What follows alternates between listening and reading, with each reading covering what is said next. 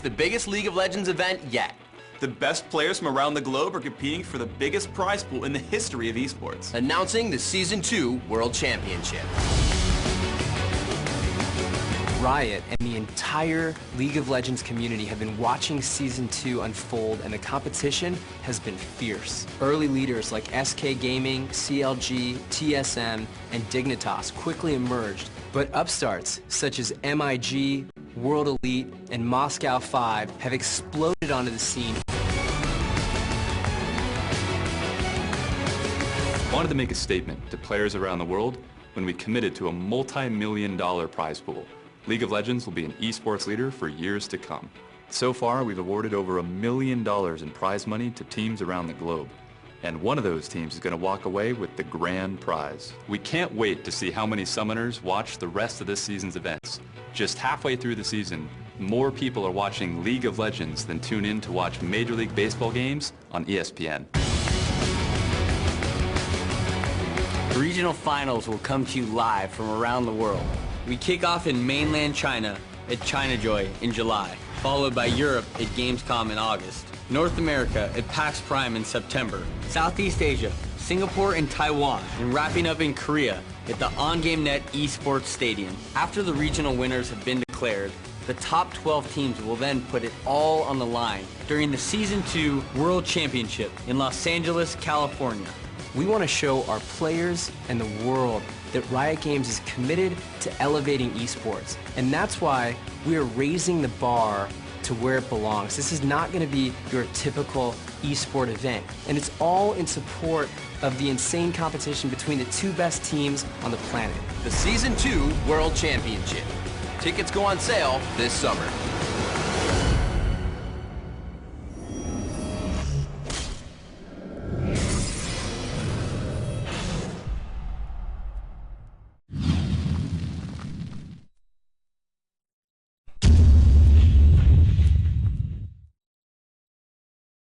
G-Data 德国防毒软体，超过26年防毒经验。G-Data Antivirus、G-Data Internet Security， 病毒侦测率高达99.9%，轻巧、安全、不占资源，连续拿下多项国际评测 No.1 殊荣。双擎技术、爆发护盾、误报保护、云端辨识、高速指纹辨识的产品特色。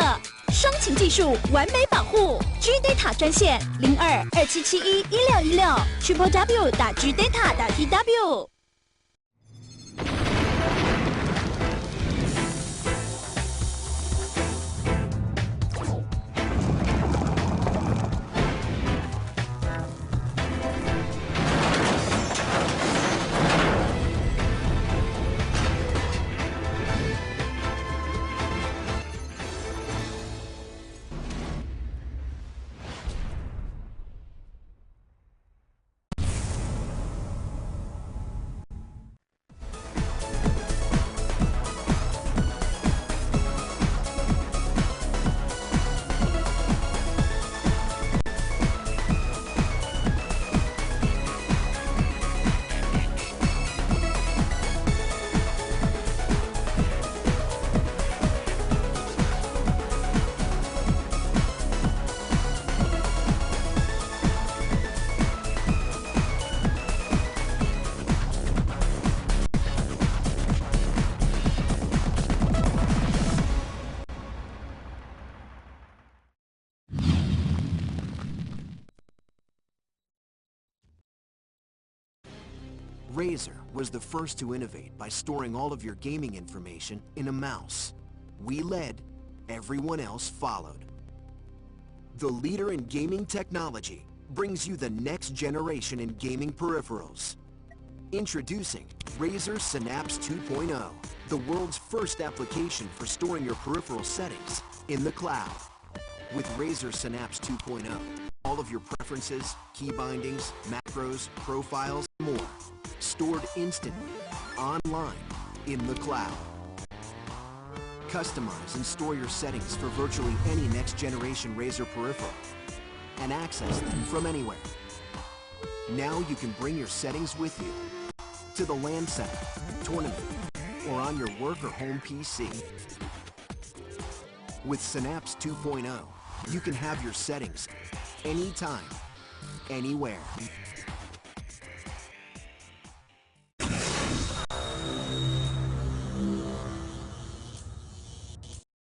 在电脑世界，速度是你唯一的生存之道。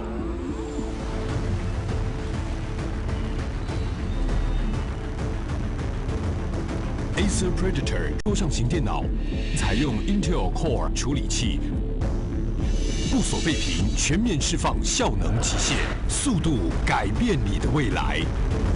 Acer。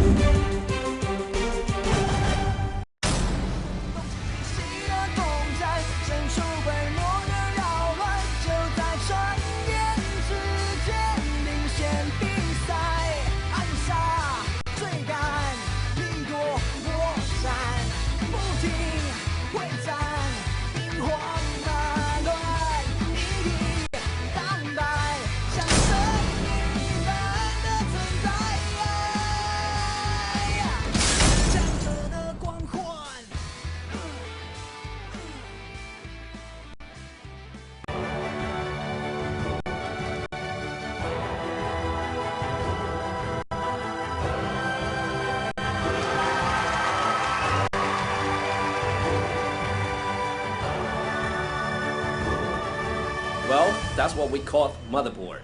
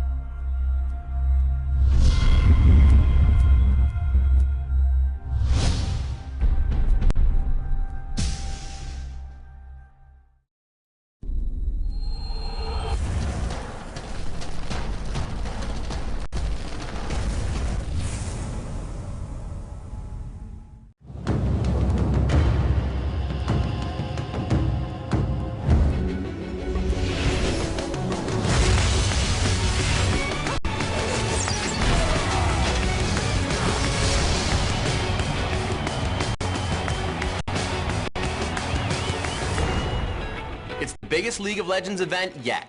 The best players from around the globe are competing for the biggest prize pool in the history of esports. Announcing the Season 2 World Championship. Riot and the entire League of Legends community have been watching Season 2 unfold, and the competition has been fierce. Early leaders like SK Gaming, CLG, TSM, and Dignitas quickly emerged, but upstarts such as MIG, World Elite, and Moscow 5 have exploded onto the scene. I wanted to make a statement to players around the world when we committed to a multi-million-dollar prize pool. League of Legends will be an esports leader for years to come. So far, we've awarded over $1 million in prize money to teams around the globe. And one of those teams is going to walk away with the grand prize. We can't wait to see how many summoners watch the rest of this season's events. Just halfway through the season, more people are watching League of Legends than tune in to watch Major League Baseball games on ESPN. The regional finals will come to you live from around the world. We kick off in mainland China at ChinaJoy in July, followed by Europe at Gamescom in August, North America at PAX Prime in September, Southeast Asia, Singapore and Taiwan, and wrapping up in Korea at the OnGameNet Esports Stadium. After the regional winners have been declared, the top 12 teams will then put it all on the line during the Season 2 World Championship in Los Angeles, California. We want to show our players and the world that Riot Games is committed to elevating esports. And that's why we are raising the bar to where it belongs. This is not going to be your typical esport event. And it's all in support of the insane competition between the two best teams on the planet. The Season 2 World Championship. Tickets go on sale this summer.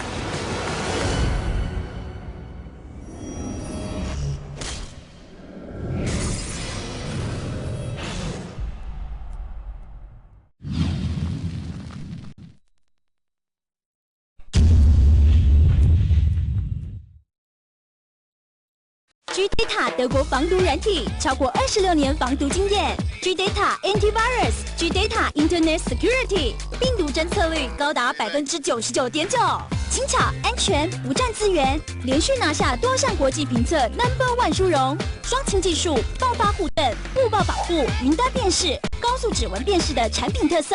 双擎技术，完美保护。GData 专线0227711616 www.gdata.tw。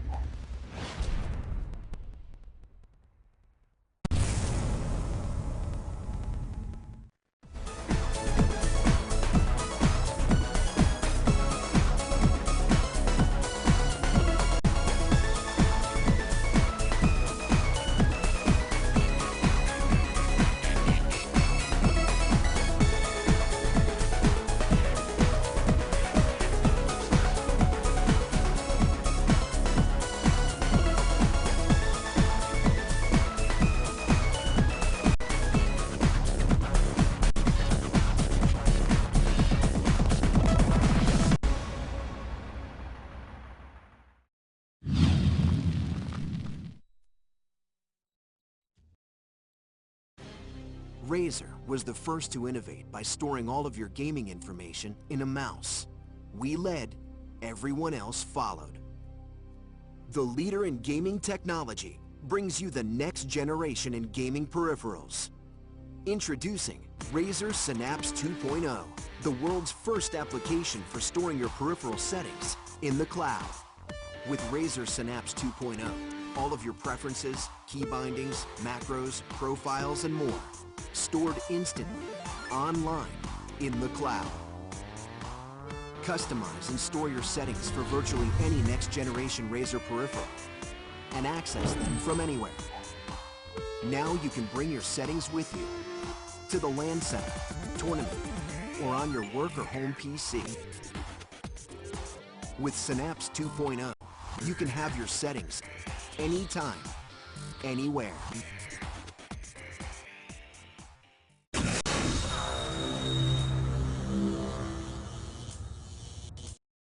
在电脑世界，速度是你唯一的生存之道。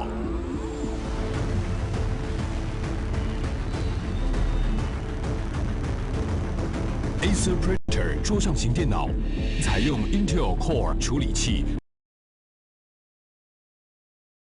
效能极限，速度改变你的未来。Acer。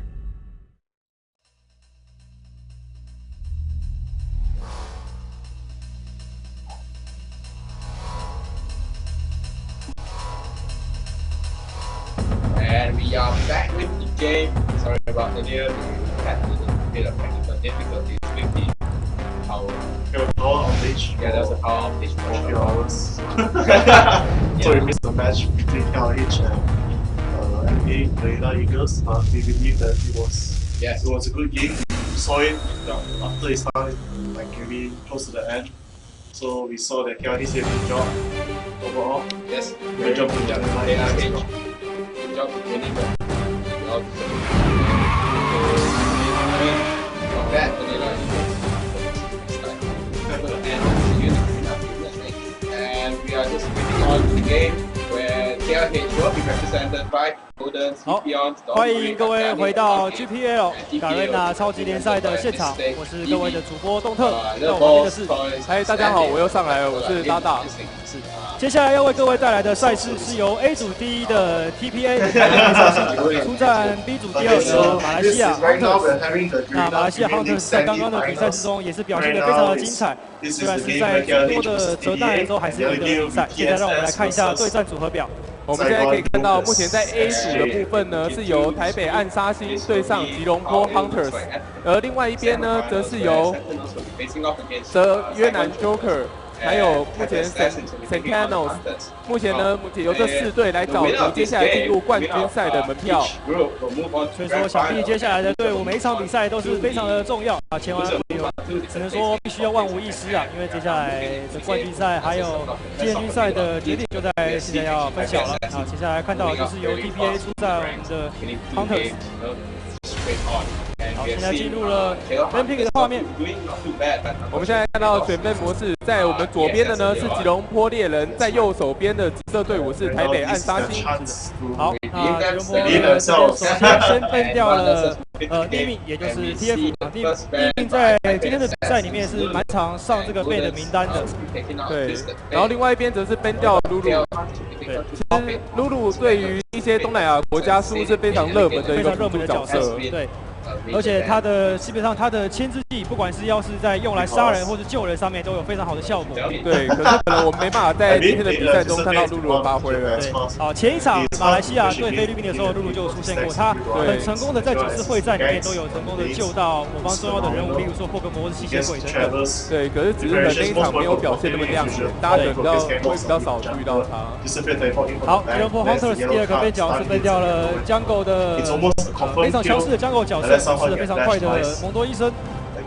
对，这个 ban 应该还是针对 TPA 的 Jungle 这样，因为毕竟蒙多对他们而言是一个蛮重要的一个 Jungle 角色。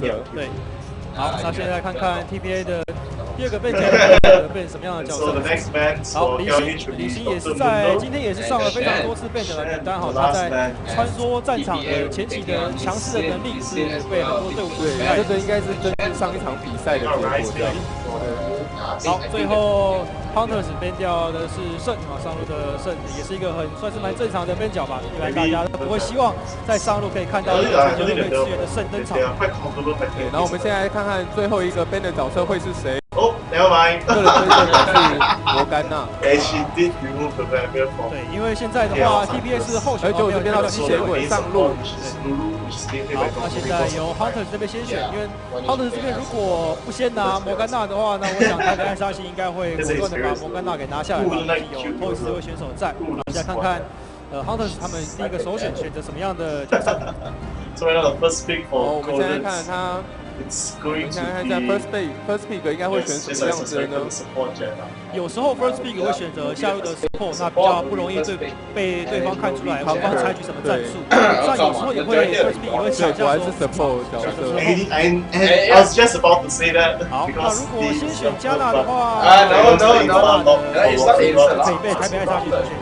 对，没有，是非常快速的选择下路的沃加特。对，他们下路打算还是用这一套方法去打。这一套可以说是打遍天下很少的敌手。今天早上的时候也可以看到说，沃加特加上索拉卡的能力是非常的强的。我觉得这样子下路可能会造成一股流血。对，因为这实在太频繁，如果在大型的比赛场上，一直出现这种可以一直都还维持一定的胜率以上的话，这真的会造成。可是目前还没有想出比较切的可以 counter 他们这种打法的。因为沃加特的打法被开发出来之后，在最近的比赛上真的是可以说是非常的火红啊！下路常常可以看到原本并不是常出现的沃加特。好 ，Hunters 的2-3选凯南跟西瓦纳龙女。Toys 果断马上立刻选的雷兹，然后 TBA 这边选了护国神树。TBA 这场的选角是非常的快，看来他们是已经在比赛前已经先有做好一套选角的配套，而且他们的所需要的主要角色都没有被对面所拿到或是被分掉。对，可以看得出来这边 Hunters 可能有点因为就是这样的组合，他们可能要马上想一个可以克制的方法出来。而且中路雷兹也可以说是算是蛮万用的一种角色吧，因为雷兹并没有说很怕被哪一种角色 counter， 而他在中后期也可以发挥相当强的 AP 输出，有一定的硬度，加上有不错的 poke 能力。在初期在对线上其实还蛮有优势。好，中路是拿出了对付 AP 不错的一个角色加里奥，然后加上上路的两把。不过在接下来的几次改版中，就我们所知道，好像雷兹会稍微降低它，像他现在雷兹是可以把魔量转换成他的攻击力，可是再过一阵子他可能会稍微的降低，或者是转换比例降低这样。好，上路最后 TBA 这边选择是上路的狼人 Warwick。哇 ，TBA 这场真的是行云流水的将比赛选人的非常快的完成。那他们的话，上路的狼人配合在上6的时候，以外，在上6之后配合克朗德的 gank 应该会有非常好的效果。对，可是毕竟另外一边有蓝豹，然后再加上中路他们又有加里欧，是对，其实，在 AOE 的组合上，其实我觉得火力也是相当不错。对，因为 TBA 这边说实话是蛮缺乏 AOE， 他们没有一个角色可以说是真正的 AOE， 对，而且他们还有可能对。好，而且对他们而且在凯南在中后期的AOE 输出上面，也会让我想 TBA 可能要想一点办法来面对这种 AOE 的伤害。对，可是其实现在可以期待，就是只要有一个漂亮的 flash， 只要能抓到 AD 其中一个，那我们就可以重演之前我们看到有一场比赛中打出非常漂亮的一个 AOE 的组合。是。不过凯南这个角色他是放在一个 AD 的位置，就是下入 AD 的位置，所以说就要考虑到说 AD 凯南他尽管大绝的这个雷霆风暴还是有上场技能，但是他变成说你需要去保护他，不能让他第一个进场，所以势必要加里欧必须要先进场，然后才能够。而且他大绝可能在中期就没有那么大的影响力，因为毕竟 AD 凯南他的影响力在中期比较。比赛开始。蓝队是 Hunters， 那绿队是我们的 TBA。好，我们现在看到双方各自前往。给我们看说 ，TBA 走的是比较散的，应该是属于比较想要守护自己野区的感觉。今天的比赛看到很多的这种上位的走法，就是并没有要侵入或者是说团体聚集起来保护自己家里面的一个走法，都是采取比较上位的战法。对。今天也比较少看到说就是大家集中直接到对方家里，打的方式都是属于比较保守，并没有再出现比较多的一级会战。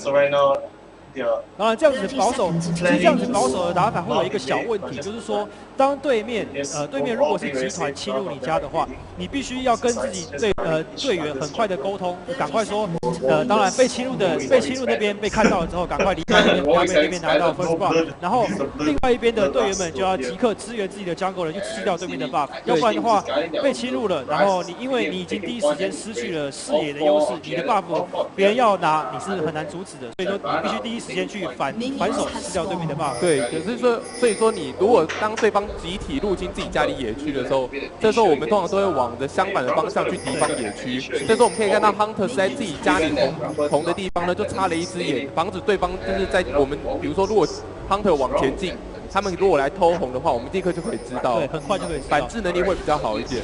然后目前是就是没有一级会战的情况下，直接开始了一般的jungle的入职。都是先各吃掉家里面的蓝 buff。一般来讲，有时候龙女也会从红 buff 开始吃了哈。不过她现在这场。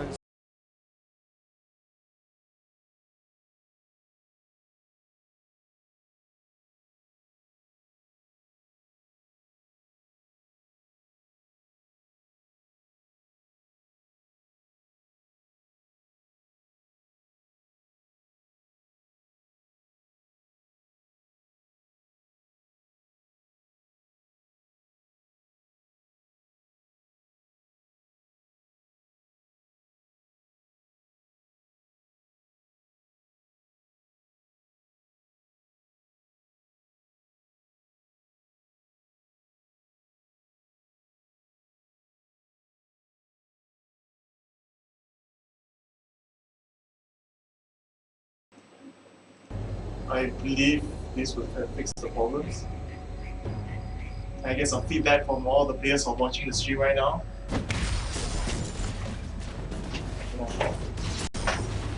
Alright, now we are back into the stream where GPL will be facing off against Rise in the mid lane. Now we may have a gang going on the top lane. Trundle now moving on to Rumble. Rumble trying to escape from this area. Taking a few hits from the trash can right there. Warwick now moving in. Rumble is going to escape from that quite easily. Not much effort right there. Right, not too bad. Bottom lane doesn't seem to be doing quite well. Being pushed up. Being pushed up very, very hard. Elgort doing a very good job doing a lot of damage with the Noxian charge. With the Noxian corrosive charge and the acid hunters. Those were good effects. Long run for this side of fights.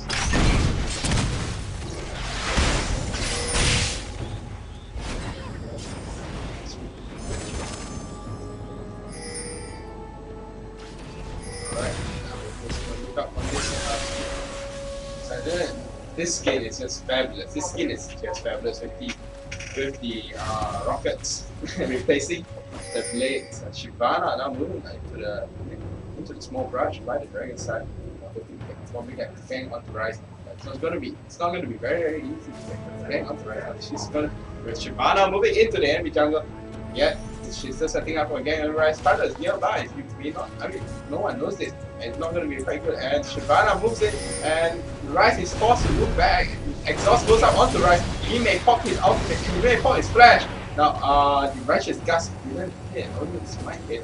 Great job, great. Almost right, almost played there by Keon. Great job by Toys invading the gang right there. We see that the Rumble is doing quite well against Warwick on the top lane with the run ring. Rumble picked up a full 3 pots, I think 28 AP, 28 AP versus 26 AP. Warwick with the sort of sustaining. It's going to be casting up. It's not going to be easy right there. Rise not taking the bait from Dagger Shield, and then it's going to throw up those bouncing overloads to reduce his magic armor and take extra damage from the overload. And so some guy is asking who is this man in blue. Apparently, this guy is Ni. I suppose in English is IGN, but for now as a commentator he's going to be IGN. Yeah, so we'll stop him. Oh, and then we'll get foul right now. It goes charging and then start on. Oh god. Oh sorry, I saw it wrong. Exhaust and the first play goes on to Ipions. Well done there by Shyvana. Great job by Hagane with the extra stun out. So Raka may be top out again. The first charge goes on to the stun and goes down. And so Raka goes down to Hagane. Great job there by KL Hunters. The stun is extremely valuable in the early game. It allows a lot of early ganks. It allows a lot of late game saves. You know, it allows a lot of late game CCs, and this is why I like to see AD. Yes. For those of you who have been asking who is this guy in blue, I am Nili. If you have not seen me before, maybe if you do remember ESP Team 1, that is my team. In the past. ESP Team 1 in the past. And so right now, everything is going back to a standstill at top. Well, I believe in the sense you would say Monkeys is losing the game to the top because Bo is able to push the creeps to the tower and going to lose some precious farm. And even though he's trying to spam his skills to salvage some of it, but he's definitely going to miss a few of those. And right now, Bobby is going back to the columns. Bobby is high sustained, so he does not need to care what anyone else is doing. He's just going to continue farming wherever he can. And Shyvana right now, against Chandler as a jungler, at least Shyvana would have the fastest speed in doing it, and she doesn't need to achieve that. But for Chandler, in my opinion, is that the blue sometimes is very important for you to be able to stand your skills. Right, yeah. I thought Epions had this connection. Actually, Robin is he actually has picked up his Madras Razor, so it's not risking the chance where he takes a hit. Now you see the shield, it's actually a good block against Rise, especially against all these spammable champions. Galio is very, very strong sustainer. If you believe me, he's a very strong sustainer in lane. Especially against things like Cassiopeia, Rise, Tartus, Vivier, Vladimir, all these type of champions which relies a lot of magic damage and a lot of spam and a lot of spam abilities, which or maybe DOTs. He hits a lot. He gets a lot of advantage from that, and we see Keenan now with the circle creep and the Dora Blade going to be very, very strong against this Urgot. Now with the Dora Blade long sword, probably going to be building into a good life soon. Now the Noxin charge onto Hagane. He's got to be careful where he's walking that passive hunter, just barely missing, not knocking on. Sure, the Noxin charge goes back onto Hagane. We have to rip out from that area. If not, he'll take all those free hits from the Acid Hunter. Now Shyvana now moving into the middle side. Look like trying to set up for the gang onto Rise. Flash is up on Galio. He can flash in. Teleport is down though.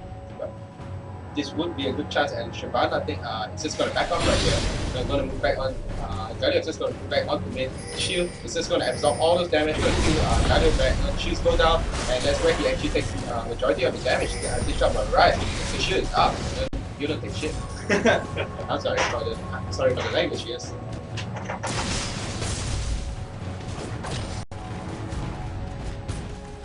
So now back at top, now Monkey is actually pushing the lane back, but Stanley has no problem taking all those magic damage as he has magic penetration, also ability power.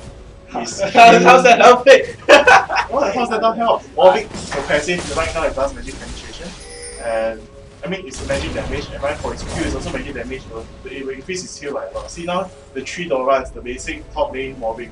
It's basically going to out-sustain almost anyone that is spamming the first single Hungry Strike. Yeah, and we have Monkeys buying the Giant Belt at first, not too sure what's there, but he's probably looking for the extra HP to sustain against any available ganks. If Warwick gets up a free ultimate onto Monkeys without the extra HP, it's probably Monkeys just going to go down very, very fast.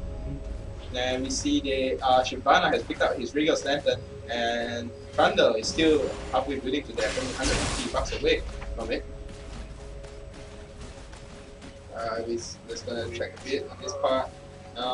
Standing, there's farming up on the lane. Now we look to the CS. The CS for the TPA side looks very, very solid. We have 77 on Urgot, 46 on Trundle, 80 on Rise, 77 on Brad. On Warwick, well, we have 53 on Shyvana. More than Trundle, we have 85 on Galio, same as Rise. And we have 53 on Rumble, not doing so well against Cut it off. I think but Trundle's trying to solo the dragon. Right, he's trying to get it right. Right, we got a throw. Yes, we will be able to get it right. It's going to come. We have a throw, killing the dragon. Not to worry, he has a lot of tankiness. His ulti is just going to kill him up a bit, take a lot of armor, and Soraka is coming in to kill. Galio spotted this. And Shyvana flies in and takes a steel smite. Very well done by Epions. Nicely done. 190 gold. Mine. Thank you. You take all damage. Bye. Very well done by Epions. Good map awareness. Very good positioning. And good knowing of your timing. And you see Urgot right here, just moving. Urgot just moving around, trying to get the Noxian charge onto Hagane quite easily. Hagane taking those Noxian charges and all those acid hunters. You gotta be careful, Hagane. You do not have any HP regen, you only have. He's probably getting a hit, and we have ultimate by Hagane. Probably not gonna do anything to Urgot. Urgot just gonna run away. Hagane just gets teleport in, but he's not gonna be able to come in time, and I think it was a bit too late that the teleport cooldown a bit too late. If the teleport cooldown much faster, they could have gotten the kill onto Galio and onto Soraka. Again. And the gold lead currently is at 1,000. Oh no, 1,001 at the moment, thanks to that Dragon skill by Beyond. Rumble doing a good job surviving against Warwick, getting the Megatron code early game. Not going to be able to sustain much longer against Warwick, even though he doesn't have that HP skill or that Hexen Remover to take back HP, but he has that Megatron code to reduce a lot of his damage, the incoming damage. Rise is going to go back onto the mid lane farm. Catalyst up, Mana Moon is stacked at 268 mana. Sorry, here Goddess stacked at 268 mana. And we have Galio with the chalice, with the Mercury Treads, putting up his AP 59. Very solid AP with a lot of magic resistance. Going to be able to survive against Rise very easily, especially without those magic penetration. Without those early magic penetrations, Rise Overload is just going to do like 100 damage. When I even Hagane has the kill advantage, the blending the one kill, but still the CS is currently the Urgot's favor. Hagane is unable to go close to farm right now. Yeah, this is a big problem. As we see, Hagane has picked up a Zeal. I'm not too sure what is the idea of it. Because the problem about picking up early attack speed with things like AD Keenan or Cogmore is you have a lot of damage to work for, and we have a kill by Rumble onto Warwick. Very well done by Rumble. Awesome job, good job. Even though you're being pushed back, you took the advantage, ignited him, take him out. Very nicely done. Go back and playing Galio, just going to be sustaining against Rise. Nothing much you can do at the moment. 3 kill lead. Keenan coming back on probably have to get on in the middle. There's no more flash.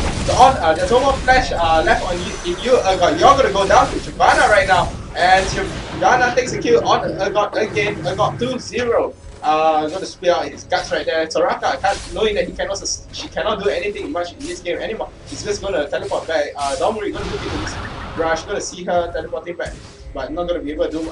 She has to back off. She cannot teleport back. She has to go back to behind the tower if she's going to need her a lot. And we have 3 hits. 3 hits on by Keenan onto Soraka, taking HP down as well. A lot, probably lucky enough to get stunned or to get killed.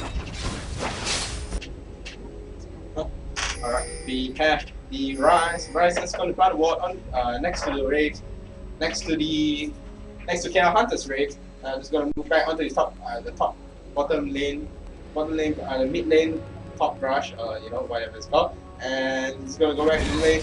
Now Rumble is going to sustain better with the Sorceress. We're going to do a lot more damage to Stanley right there. Stanley, get it, Sorceress will get Chalice now. Chalice is good item to give, especially things like Rumble. Now Rise pushing Galio away without shield, not going to be able to sustain much against the Rise.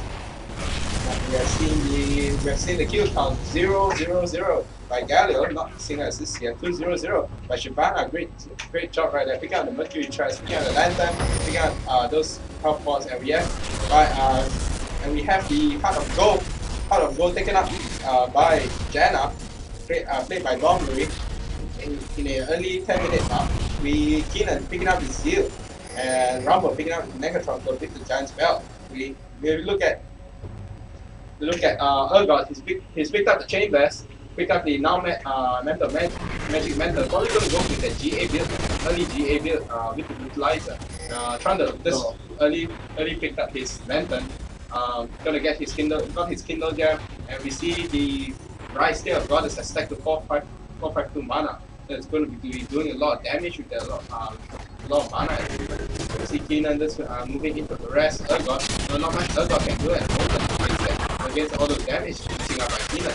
But you know, Urgot still carries a lot more damage. Urgot carries a lot more burst damage compared to Keenan at the moment. That's where the advantage. And Rise goes down to KR Hunters, Golden right there, nice splash ulti, taking out Rumble, moving in, teleporting in, secure the kill. Yeah, Rumble's right there to secure the kill onto right. Now they're probably going to go for the dragon. And we see the gang going onto the bottom, trying to chase up to Janna. Janna going to flash into the enemy jungle. As you see, the other team coming in, Rumble with the ulti going on to Urgot. Urgot's probably going to fall into Urgot falls to death. And Janna's probably going to fall to Trundle. Is anyone going to help Janna? Always coming in from top lane. Shyvana is just going to back off right here. I'm not too sure why. You can at least go in and take a kill, maybe.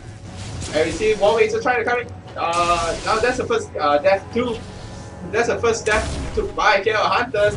Janna going down with the the flash right there. I'm not too sure whether that was intent. That was needed.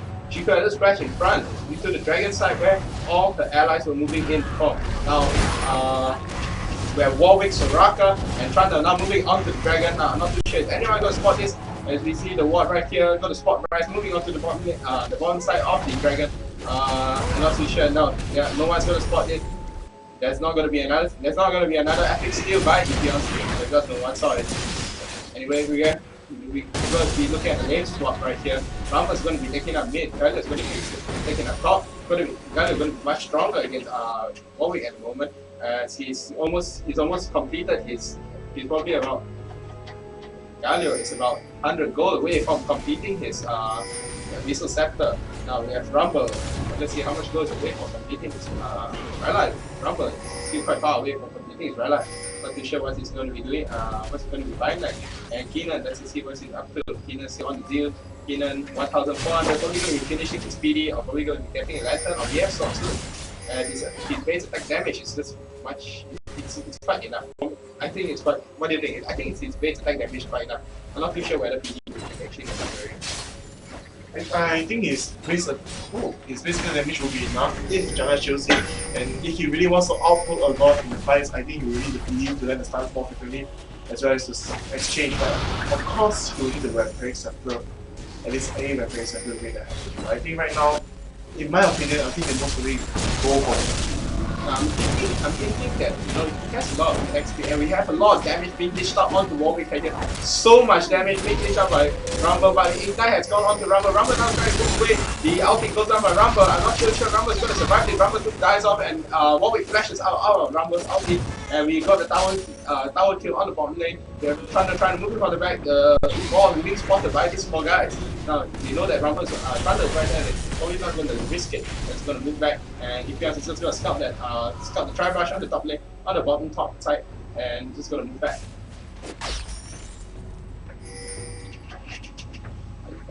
And so right now the goal is in the favor of KR Hunters with additional 4 kills, as well as now only 1 K goal advantage. Right now I think Warwick is going to take down the top tower, and no one is going to go there in time. No one's going to care about it. Guys going back to the top tower. Oh, then my Stanley stop hitting the top tower. Most probably does not want to break as soon as that is what is his favorite toy to do, I suppose. Top tower. Yeah, he likes to do that. He likes to do that. Keep it alive. Yeah, he likes to keep it alive. So he's keeping it down. No, he's actually trying to take it down right now. He will take it down. Guy is teleport. He should have teleported. He should have teleported. He's and the tower, yeah, the tower's on the down. Right now Stanley, the Orchis decides not to chase because the flag has enough vision. I believe the face of gang and Galio thought he will go back to top and try and gang on Warwick. Warwick sees it coming with the wall here right here, and Trundle's here with the grade. Are they going to counter this Galio with the ball push? And we see the goal advantage going back onto the PA at the moment. Very well done job by TPA. Even though you're losing kills, you win in CS. As well as in powers. Yes. All the same one. It's always the same. It's just you always win. They always win in CS and the GP5. That is their advantage.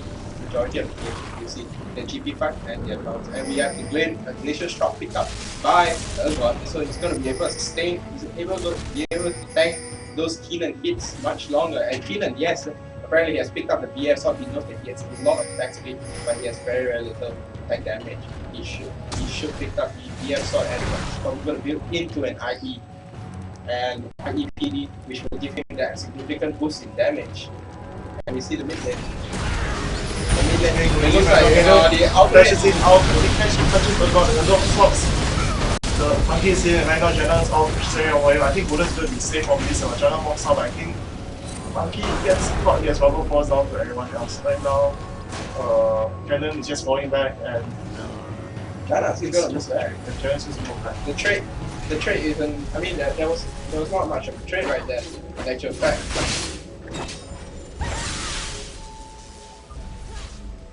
Now we're gonna see a Baron. We're gonna see a early Baron right here. It looks like TPA is just gonna pick it up very easily, and the Baron's just gonna go down very fast. And I don't think anyone from the KR Hunter side knows what's happening at the moment. This is really big. This is a really big play. It looks like we have Galio teleporting right in. No ulti from Galio, and the ultimate from Keenan goes on. Keenan's gonna take down Soraka. So now Keenan's just gonna work on everyone and roaming ultimates on Keenan. Now they have stolen. KR Hunters have stolen the Baron. I mind you, KR Hunters stolen the Baron. Very well done by KR Hunters. Good job. Even though you have 3 Keenan, good sacrifice. You know, your life's worth it. That's right. And Galio is just gonna move in, gonna be a bit aggressive. So right to gust in. Although his out is still not up. You know, Karma is just gonna take out the middle tower, and you know they're just gonna move. They're just gonna push into this mid lane. And you know the Baron buff is gonna be a good boost to KR Hunters. They may have a winning chance in this, but you know it's always a fault. I have no idea, but I'm a bit off. But you know this has always been a false hope by majority of teams which fights against TPA. As we've seen in Vietnam, in the Saigon Jokers, they had a lot of what is this? They had a lot of false hope that they were going to win, and in the end TPA just fought back really hard, and you know TPA just took down everything. A lot was spectacular in TPA, and we have things like I mean we have KR Hunters now. You know they are not Saigon Jokers, but they may show us a different. They may show us something different. What do you think? And we have another dragon pickup by TPA right here. Trump is just gonna wait around here with his trash can, with his motor. And KRH does not seem to have the timer on the dragon. And they do not have any vision on dragon as well. And you pop a ball. Let's see. Sorry, not do that. Let's see if we pop a ball. You can see right now, they have no vision. So yes, they have no vision. Let's see what's happening right there. And now they're making it get caught, I believe. Nope, they're just all going to fall back.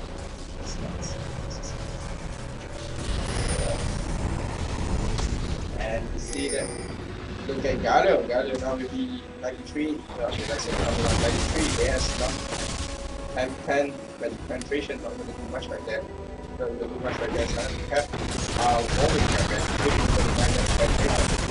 Rumble going to get caught by Warwick right here. Rumble's probably going to go down the tower. Tower's going down. Rising down. Rumble out. Hagane gonna ultimate right in, but not gonna do much. Everyone's just gonna chase it. Them out Baron, but not doing much at the moment.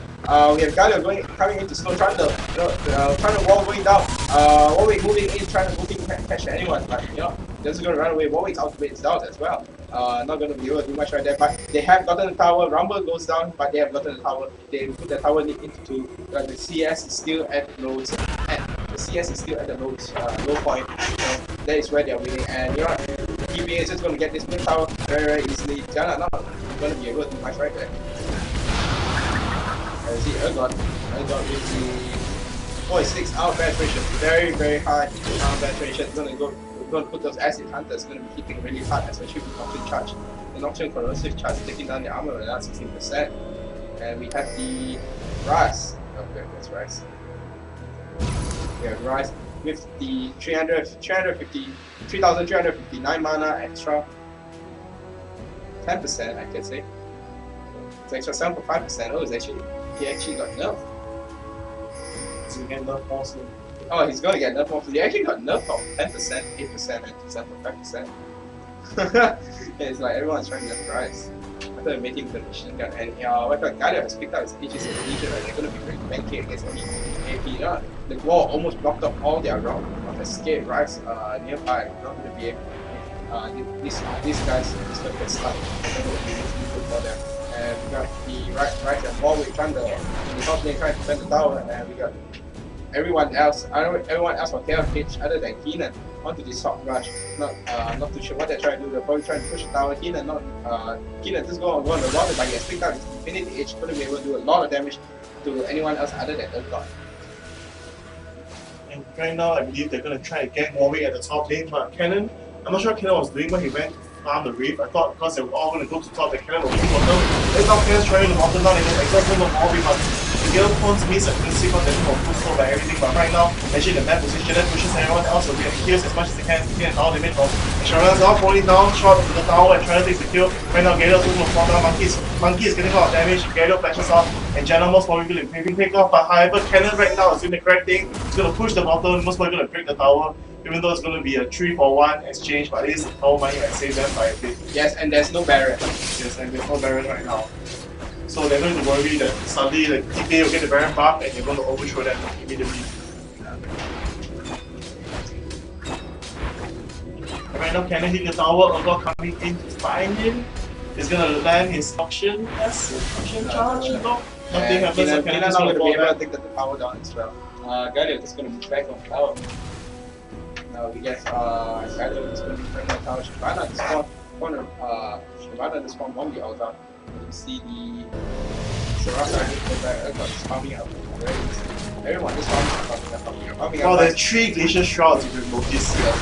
Yes, TPA has 3 Glacier Shrouds. They notice one thing about Keenan and Shyvana is they have a lot of damage. Keenan and Shyvana is just racking a lot of damage. They know they need the attack speed. Yeah, they know they need the armor. And everyone is just going to stack that armor. No, Keenan's kill target has just been limited down a lot. Yes, very a lot. So Warwick and Soraka right now. Yeah, that's his last mistake. But right now he's going to complete his speed first. He's supposed to reach the 1.7 attack speed or 1.8 by endgame. Because he has 15% attack speed. 15% attack speed. So right now they're just slowly farming each side, both sides waiting for the Dragon and Baron to come out. Baron will be up in 2 minutes. We have a ward down by TPA on right at the Baron side. We have KL Hunter's ward a bit far away. Probably I'm not sure whether they can spot the Baron right now. And we have KL Hunter just punching up into the side, trying to push him to lane, trying to push it out to lane. They have to mid tower tier 2 tier 2 tower. Because you get caught, they go Soraka's going to get caught, and we have Soraka being killed themselves. Rumble's output going to go down, not going to be able to survive that. Output goes down by Galio, being exhausted, not being able to do a lot of damage. Rise going to go down, Rise probably going to go down. Rumble this decides to disengage, going to go on to Urgot. Shyvana, pretty low HP, trying to run away. Going to fall back, probably run away from Rise. You know, there are 3 guys in there. It's very, very dangerous. Galio, you're not going to survive this. And Rumble, you need to get away from there. Keenan too low HP to actually help. And the Baron, you know what? The worst part is the Baron just spawned, and you know what? This may be a Baron kill by TPA. No, actually they're not going to take the Baron kill. Right there, they have Urgot down, no mana. They have Rise, no mana, no HP. And probably they're actually going to go on to Shyvana. No, they're going to take the blue, probably go on to Baron after the Baron after the blue. Now Keenan and Shyvana left. But the point is Shyvana is now moving back into altar. I'm not too sure whether she's actually able to reach the Baron in time, but actually it looks like they're not actually planning to take the Baron. And Rise has picked up a Void Staff, going to be able to penetrate with Galio's armor. Actually, it's very, very easily right there. And right now, Warwick has Guardian Injure as well. Yeah, it seems to be that we're stacking up on the armor, stacking up on the tanky build, all with Guardian Injures. In that team fight just now, if Urgot didn't have Guardian Injured, it would definitely be KLH 135. Yes, that's what I see. I think it would be, the favor would be KLH. The idea on majority of this AoE builds, the thing of that Dragon's been taken down, I don't know about it. win everyone. No. The point about this type of tanky builds is that you have, I mean, a lot of these AoE builds like Rumble, Galio, Janna, Keenan, Shyvana, you have this problem with people reviving back. Because you have this sort of burst hit, where if you have someone, especially like Warwick reviving back and stealing his HP back to full, it's going to be a big issue. That's correct. Yeah, how do you know I'm correct? I didn't say you're correct, I said that what you said is correct. Yeah, how do you know I'm correct? How do you know what I say is correct? Ha! Anyway. Anyway. It's very simple. See, no, get away from me. Get away from me. Galio's out, there's actually quite a long. Oh, Galio's actually full. Galio really died to try to. Sharon not to say, instead of him with pure advice, instead, sorry you're playing around or touching his boom so you didn't get to get what the hell is wrong with you? Anyway. Can you stop giving wrong information out to the viewers? It's okay, so anyway, across the land, so right now, Hagani getting poked down, and now Galio's gonna teleport, he's gonna flash out. No, it's out, it's out earlier. And right now, he's gonna push for the tower. Rise is down, they're dead. Meanwhile, the main damage output is off. So right now, Galio is just gonna be like a boss for walking, tank from damage, tank the hits. Right now, although actually doesn't see that. Although he needs to swap, he swaps. I don't see him swap, but when he swaps someone out, it's very super tanky after the swap. It's not, he can't even kill him after it's so short life. Galio moving back, and now Rumble doing as much damage as he can, and Shyvana back in the loop, and now Galio moving back trying to do as much damage together with Janna. Warwick just chipping off whatever he can chip off, and Shyvana goes down to Trundle, oh, Trundle last hit, come on! Oh, in the end, they're stopping each other, they're standing for Warwick. Warwick right now is super high something, just totally ripping off everyone, just totally using his hardware strike, just totally pushing everyone, unable to do anything else. That's why tanky Warwicks are so troublesome to deal with, and especially now with his third sand on, he's just gonna chase. Don't worry now. Don't worry, he's in trouble right now. And they go to slow down back here and now this ball. Oh boy, ulti in fast cooldown, catches up onto Janna. Janna is forced to use the flash right now, and there goes all the slows to slow down. Warwick for getting close to them. Warwick is gonna run to the tower? No, he's not. He's gonna stop and instead go for the jungle. Oh, they're actually moving towards Baron right now. See, just one Warwick stop them from recalling back to base, chase them entirely back to base. Now they have to move back another extra 10 seconds to heal, another 30 seconds just to walk out with Baron, and they're definitely not going to reach very time. Right now, Shyvana's rushing up. I don't think she can find the time to use this trend start. Oh, Keenan.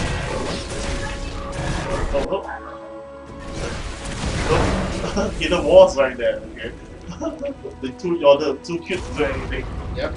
And we had the Baron picked up by BPS. Standy just being racket, doing a pure rack right there, taking out, dealing a lot of damage with his hungry strikes, especially with the hard sector. Not worrying about anyone, not worrying about anything like not worrying about people like Galio, not worrying about people like Rumble. His only bane was Shyvana and Keenan, and they focused on Shyvana and Keenan. Yes, that was their main focus. Once Shyvana and Keenan is down, Warwick is free to do anything. Yes. Throwing claws as his pieces. Yeah. But just a funny fact, like if you all, any of you read the League of Legends lore, Warwick is Singe, the Mad Chemist Master, and he's actually a wolf now because he got cursed by Soraka. That's why Soraka now is a caller. Curse actually got out. It's actually Soraka is actually lost the power. No, she lost the power and she changed the look, if I remember correctly. Okay, maybe I'm not so too sure on that. But if you're interested in League of Legends lore, these are some of the cute stuff which you find out, like how Urgot gets killed by Garen to save Jarvan and stuff like that. Anyway, so going on right now, the dragon is up, will be up in 3 minutes, I believe. The Baron buff for them is still new, not even half gone yet. Right now, Tiani is in the play where they just stick together, try to farm as much as they can. Stop the push. Right now, the goal advantage is not that far behind. Only 4k goal advantage right now. Price has broken the bottom tower. They're going to chase to the bottom. Right now, everything is happening now. The bottom, everyone's getting. Urgot's far away. He's going to try and swap someone from afar. Most probably going to pull people from afar. And right now, Golden's unable to go in because everyone's out of position. They're going to have to give up the second tower at the bottom lane. Right now, are they going to move to the third tower? No, they're going to move back to middle to move to the second tower of middle. What are you going to do right now? What are you going to do right now? Right now. Sorry. Say that right now. Yes. Yeah, don't worry about it. If you know, when you say that, you might shock. There's this video clip of Dan on YouTube where they say, I think that my Benji did a whole recording, he cut every single clip and said that and paste it into the video. Or every single situation. Something like that. And right now, oops, there he goes again. Team fight is moving on to middle, maybe Novice is going back to defend up top and also going back to continue to buy items. In gold in hand is 1003 and gold 1004, maybe got something. Ergot still with lots of gold on hand, but KLH falling a bit far behind on that right now. The gold advantage is about 5k. And oh, Thunder being more of a tanky overall, they're doing a bruiser with Aegis, with Vision Shot, and with Sage. Now with a pickaxe. One of the problem pick up and ask yes. About that, especially if you really attack damage skill. And right now, I believe Ergot is going to go for Hex Drinker into more Mortirus. That was a standard build he did the last game as well. And Soraka was either going to build up on the Milky Tress or going to go for the Aegis, and Warwick just doesn't need anything else, I believe. Yeah. He just needs to keep clawing something and something will happen. Right now, Galeon's caught out of position. Oh, but you know, sometimes when I say Galeon's caught out of position, I was like, if BBs actually stop Galeon, we can quite funny to see, so Galeon doesn't flash things out. But right now, they're just poking each other around. Ergot having the better poke in terms of a single target and Galeon from the injury to get the hits right now. Oh, and now Rumble taking the hits from Ergot, going down to half health right now, and they're just maintaining this heavy advantage. They are all very tanky, all able to take hits, and with Soraka's shield to help them and no problem with this. Right now, they're just going to ignore them, and Bob is just going to hit the tower, just going to tank all the hits if they do come close. There goes the second tower down. Now they're going to move the dragon, and KLH is falling even. Going to fall behind and go if something does not happen right now. Actually, they're not really falling behind, God, they're falling behind in hope. I wouldn't really say that. I mean, for now, it really depends on overall this team fight, how is it going to play out. Because even both Galeon and Kenna has a quick server size now, and Rumble, so when Warwick does out someone, they're going to easily disable it, and they're still going to really continue to do massive damage. Everyone that has picked up the quick server size, almost everyone. Almost everyone, except for Sharana and Jana. Let's see if Sharana actually has a quick server size. I don't think so. I think you'll probably go for the Arta instead. Because, I mean, Sharana is tanky enough. I don't want going to aim you with the out. I mean, Thunder has picked up the last whisper. Yes, there goes the last whisper.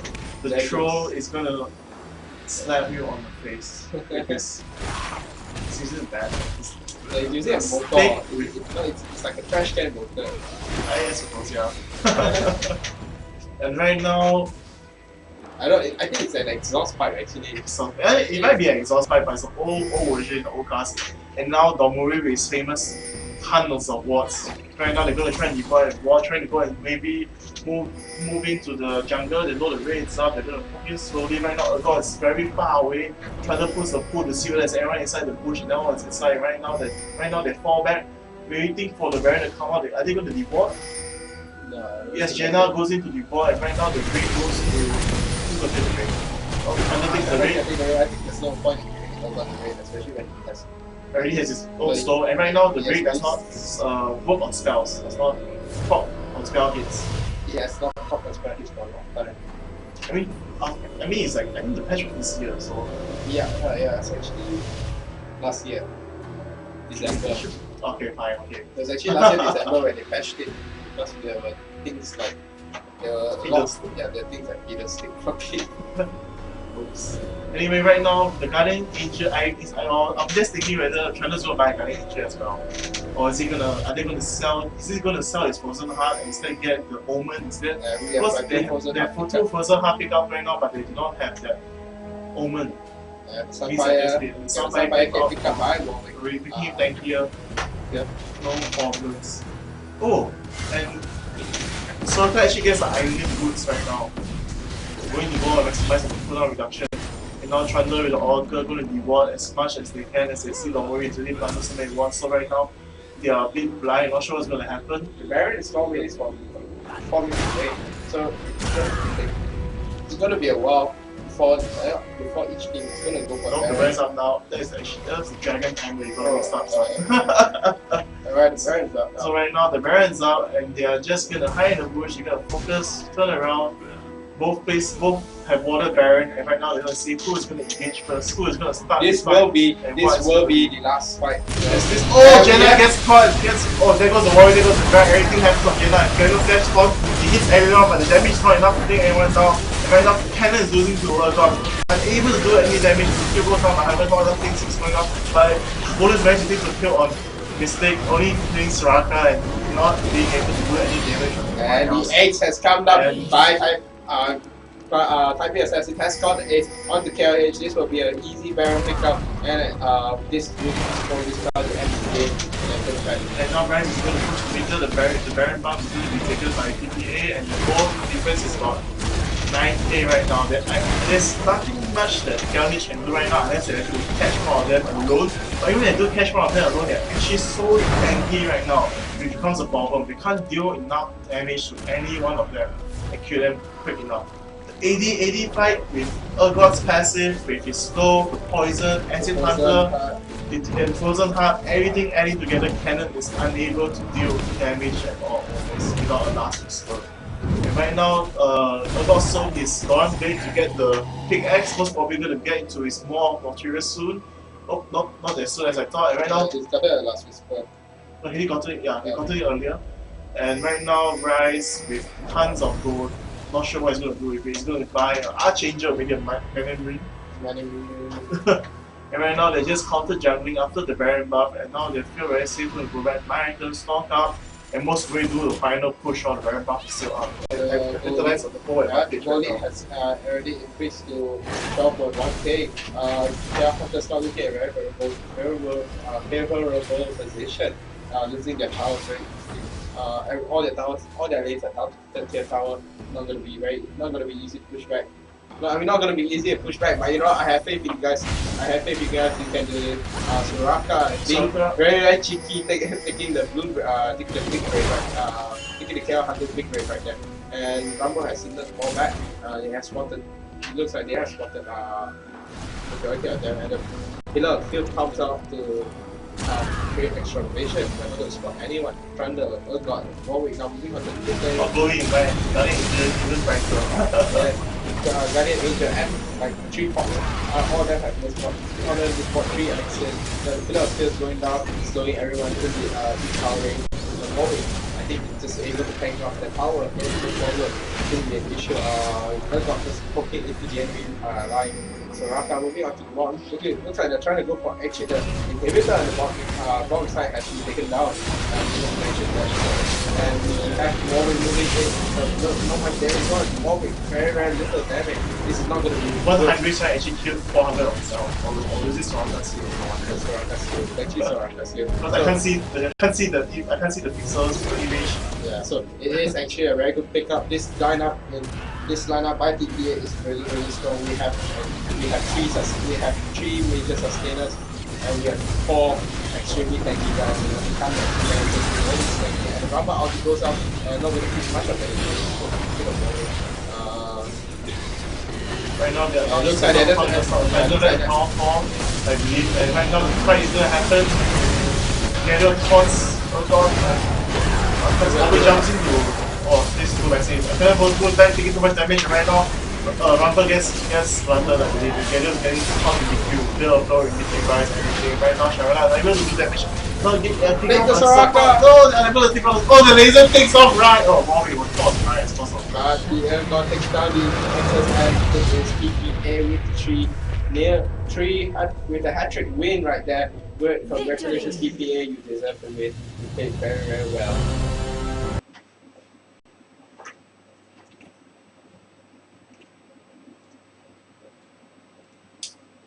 Okay. Right. Oh, okay. Yep. Something wrong with the server. We couldn't see anything. It was okay. Don't worry. Don't worry about it. As you can see, I mean, KL Hunters did a good job in the beginning. They did their best to this. So I believe, unlike TPA, they still massive experience as they really they didn't really have chance like TPA how they'll be screaming with CLG, TSM. I mean, Singapore and Malaysian players, we always do watch the streams done by all these top players. We try to learn as much as we can, but like TAPA has their own first-hand experience in playing against all these players. They piled up massive amount of experience even before joining this Garena Premier League. And They have been a very very strong competitor in this Canada Premier League, and they will be a very strong competitor. They have the synergy, they have the skill, they have the tactics. You know, they have the strategy, they have the sustain, they have everything. They have what it takes. They have what it takes to be a very very professional team. They have this. They have most. Yeah, they have everything. Yes, every time, as you could see in this game, like they knew the strategy that KLH was going to use, and they installed every champion. They had really planned out this is going to happen, and I don't know. I think it wasn't much of a strategy to counter KLH. It was more of a strategy for themselves. Like you see, all those picks were instant. There wasn't like alright, no. we're gonna play off Rice against Galio, or we're gonna play off Norway against One Point. There was nothing. Like that. But I mean, in the sense that because actually they have been screaming a lot. Yeah, they have been screaming. They have been screaming a lot. But this is one of the tactics. You know, I've seen people use this type of tactics before, but you know, it doesn't have. I never seen this sort of execution. It's very true. It's interesting. It's very interesting. It worked out. You know, this they were at a disadvantage. I mean, Trundle, got Rice, Warwick. They are early game disadvantage. That's right. But in the late run, they are the strength. Yes. In late run, they are strength. Rumble is more of a mid-side champ. Shyvana is the only one strong, and Shyvana is the only one which was able to sustain very well against this type of against the enemy team build. Unfortunately, she was being focused down very easily. She was being focused down a lot. Kino was being focused down a lot. No, Galio couldn't do much. Rumble couldn't do much. No, there's nothing much you could do. That's true. So but KLH they've done a good job against TPA. They've come quite far. This team is actually quite newly formed, and I believe that this is a great experience for them. And I wish them good luck for the third and fourth placing. I believe that they should be able to get a third placing as well of TPA. Good luck on the finals, and they're most probably, as you can see so far, how steady their team has been going, team fights, everything. They're most probably going to get the first place. I have no doubt. And you know what? And we're just going to go into a commercial break right now. We'll be back with the third placing game, TPA versus, I believe, third placing. Third placing, yeah. Sorry, third placing KLH versus. We're not sure who won, but Saigon Jokers. I actually hope Saigon Jokers will beat TSS. Yeah, alright. Because I mean, it's just because during one of the screams that TSS actually came quite close to beating them, but because of the champion picks of how the strategy that has been built by TSS, the core mob we saw earlier. So I mean, I'm not sure how team Saigon Jokers did. Let's just ask the audience who won, because we were there to see who won the game. And we'll announce it later. Yes. And we'll be back with the third placing game. See you later. See you in a short while. See you guys.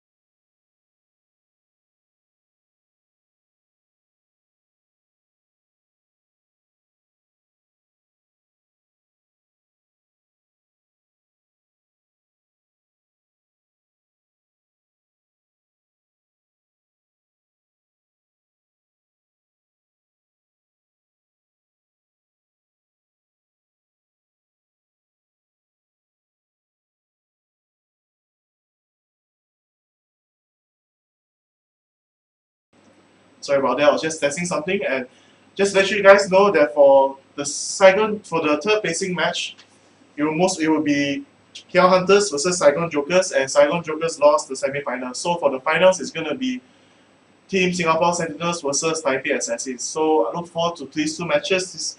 And well, for me, it's quite hard to say for third placing. Vietnam has been a strong team, and KL2 is a strong team. But for me, I'm a Malaysian, so I definitely hope KL Hunters will definitely win. So, and for the finals, I mean, so far from all the plays you can see, it will definitely be Taipei Assassins going to win. And right now, we have a performance prepared for you from one of the Taiwan stars. So I hope you enjoy it, and see you back later.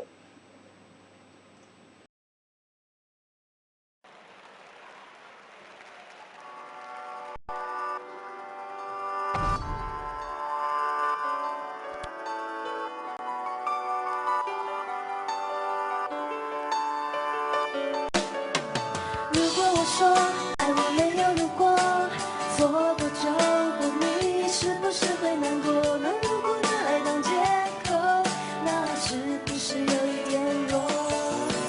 如果我说爱我没有如果，真的爱我就手一搏，还想什么害怕什么？快牵起我的手。有人说世界上最遥远的距离，不是生与死，而是你就站在你面前，你却不知道我爱你。有人说，如果人爱另爱一个人都被自己绑住，那世界末日已来到，不需要等到地球毁灭掉的那天。如果我说爱我没有如果，错过就过，你是不是会难过？那如果拿来当借口，那是不是有一点弱？如果我说爱我没有如果，真的爱我就手一搏，还想什么害怕什么？快牵起我的手。如果最后变成如果，我也不能接受。错过，我比你更难过，我不会一错再错。我常说，如果人类恋爱一个人都被自己绑住，那世界末日已来到，不需要等到地球毁灭掉的那天。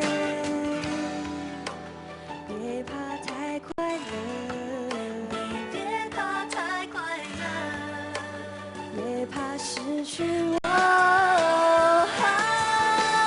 如果我说爱我没有如果，错过就过，你是不是会难过？那如果拿来当借口，那是不是有一点弱？如果我说爱我没有如果，真的爱我就手一搏，还想什么害怕什么？快牵起我的手。给我一点掌声好不好？好听吗？谢谢大家。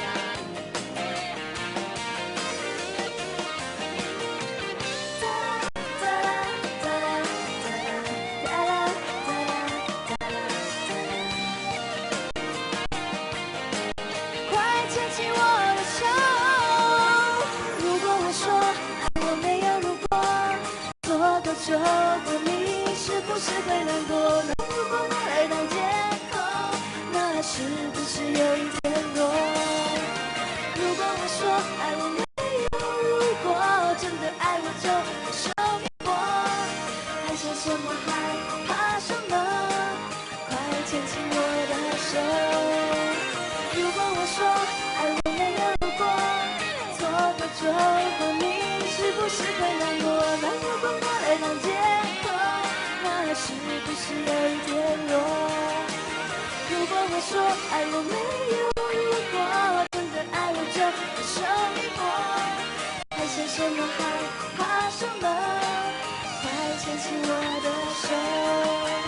如果我说爱我没有如果，错过就过，你是不是会难过？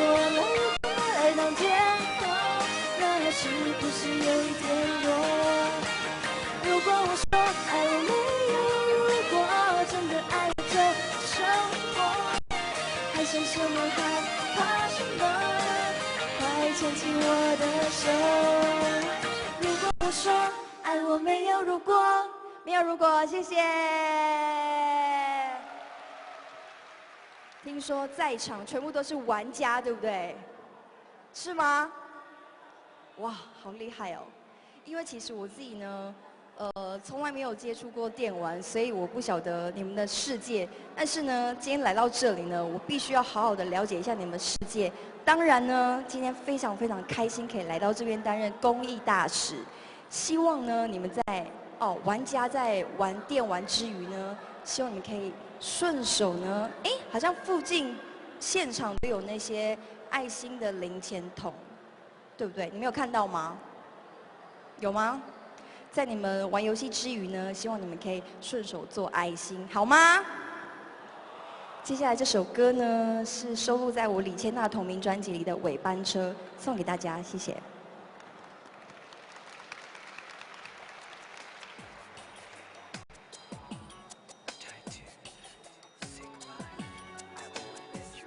如果觉得好听的话，可以去支持一下我的专辑吗？好吗？算你算到家。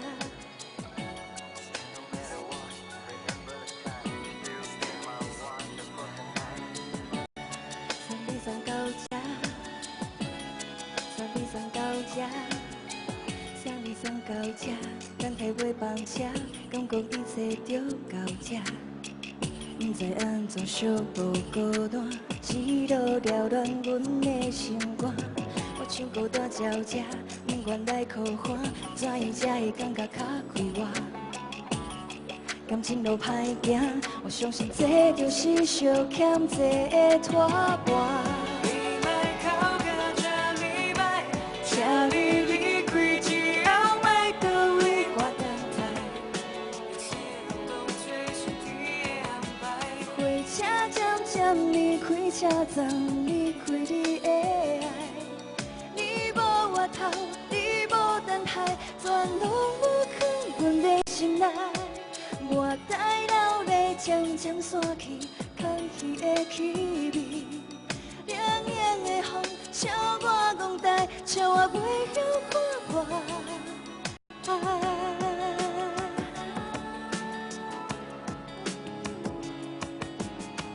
送你送到这，等待尾班车，讲讲一切就到这。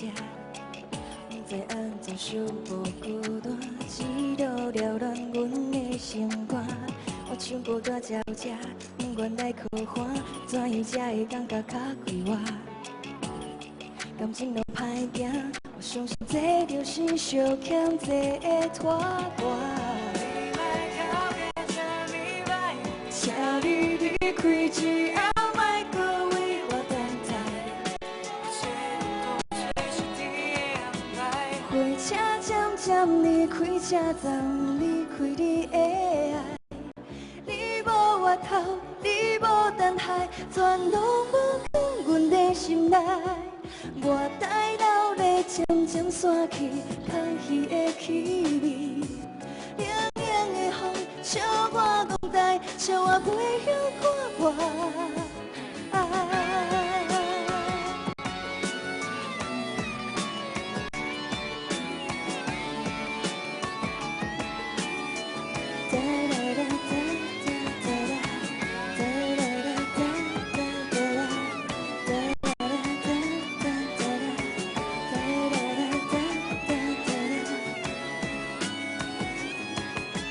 火车渐渐离开车站，离开你的爱。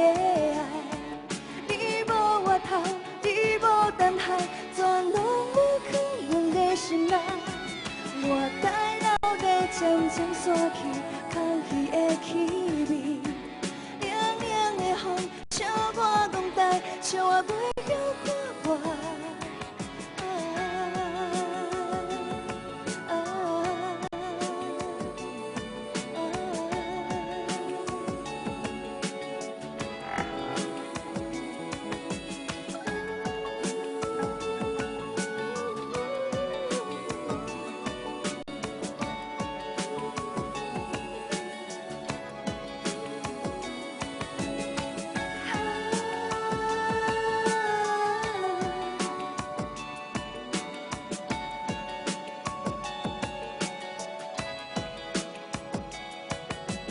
班车送给大家，谢谢。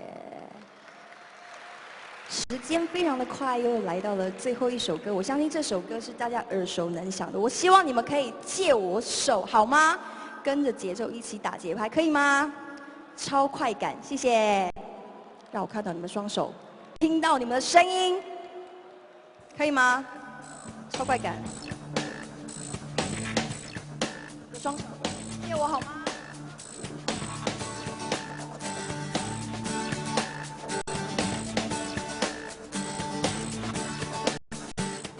感觉对了，我要出发，用我自己的步伐，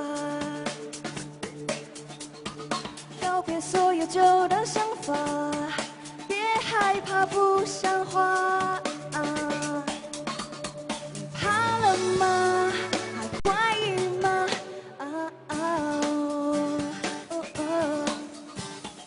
放开一切体会变化，是否就是情绪化？不上不下，够了吧，算了吧。说真心话，你善良吗？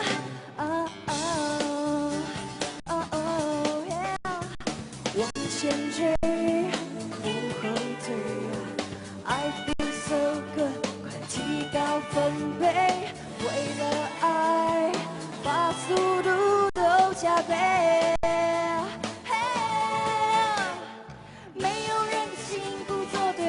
时间浪费，做好全部心理准备，心跳起飞，不能放弃，随便撤退，每次爱的机会，心在飞，心在飞，我感觉爱就是超快感，利落干脆，不会累。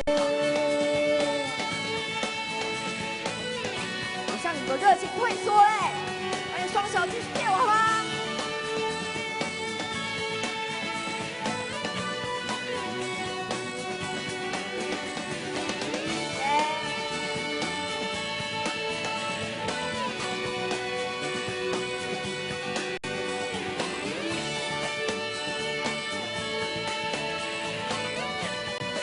唱的跟我一起唱好不好？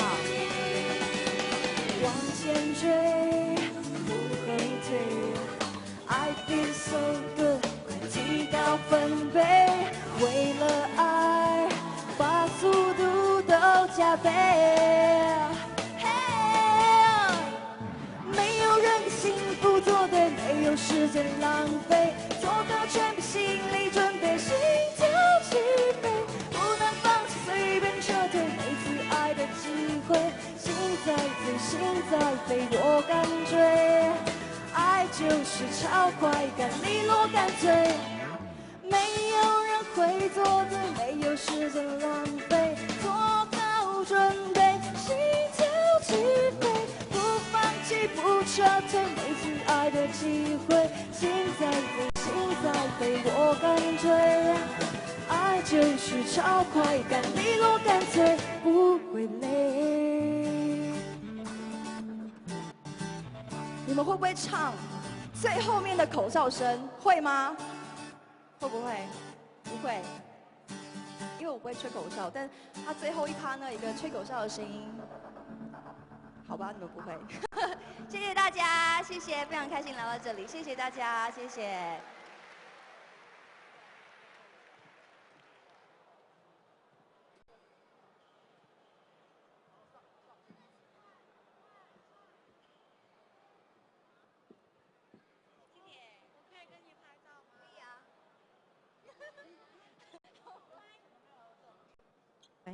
是的，现场的所有的朋友们，刚才呢听到我们这么有劲的这个音乐，有没有觉得今天心情非常的愉快啊？我们今天看了很精彩的赛事，那么刚才听了3首歌，尤其是最后一首的时候，我看到在座的各位还跟着打拍子，突然精神有没有比较好一点点啦？有吗？有吗？我告诉大家哦，精神一定要很好，因为我们之后抽出的奖项都不得了。再稍待一会呢，我们还要抽出我们的笔记型电脑。那么现在就先让我们进广告，稍后一下马上回来喽。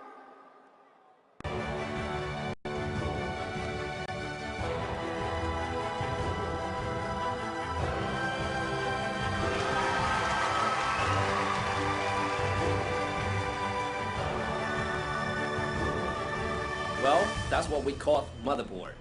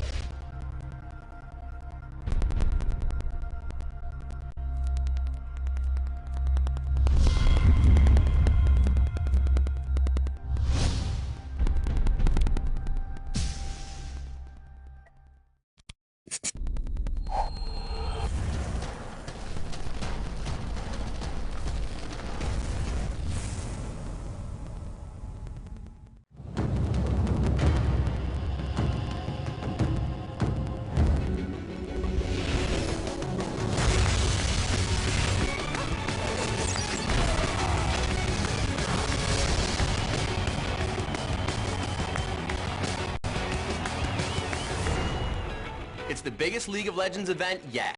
The best players from around the globe are competing for the biggest prize pool in the history of esports. Announcing the Season 2 World Championship.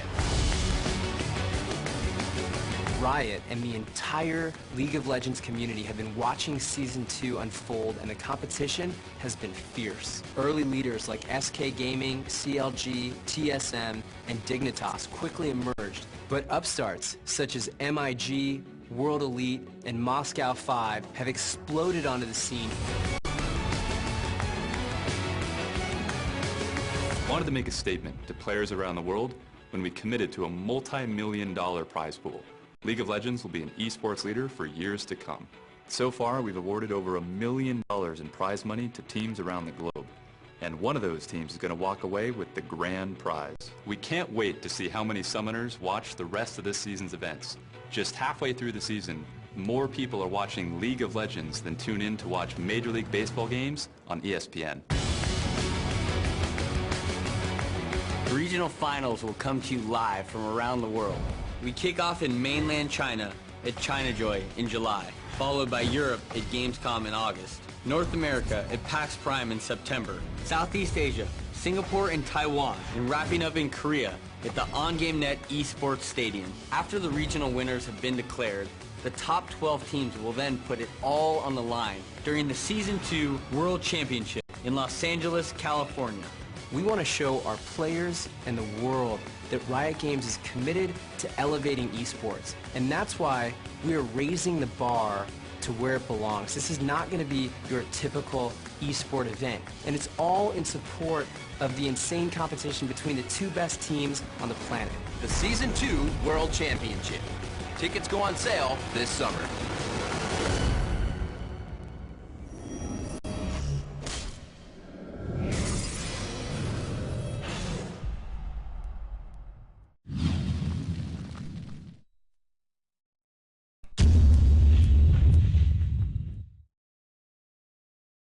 GData 德国防毒软体，超过26年防毒经验。GData Antivirus、GData Internet Security， 病毒侦测率高达99.9%，轻巧、安全、不占资源，连续拿下多项国际评测 No.1 殊荣。双擎技术、爆发护盾、误报保护、云端辨识、高速指纹辨识的产品特色。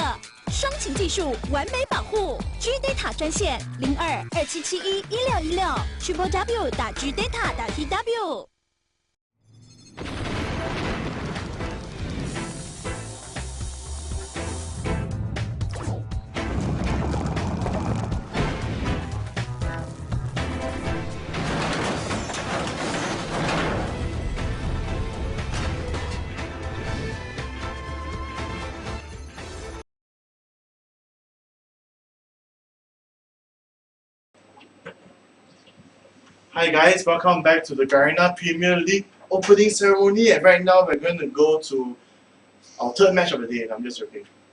our second last match of the day for third and fourth placing.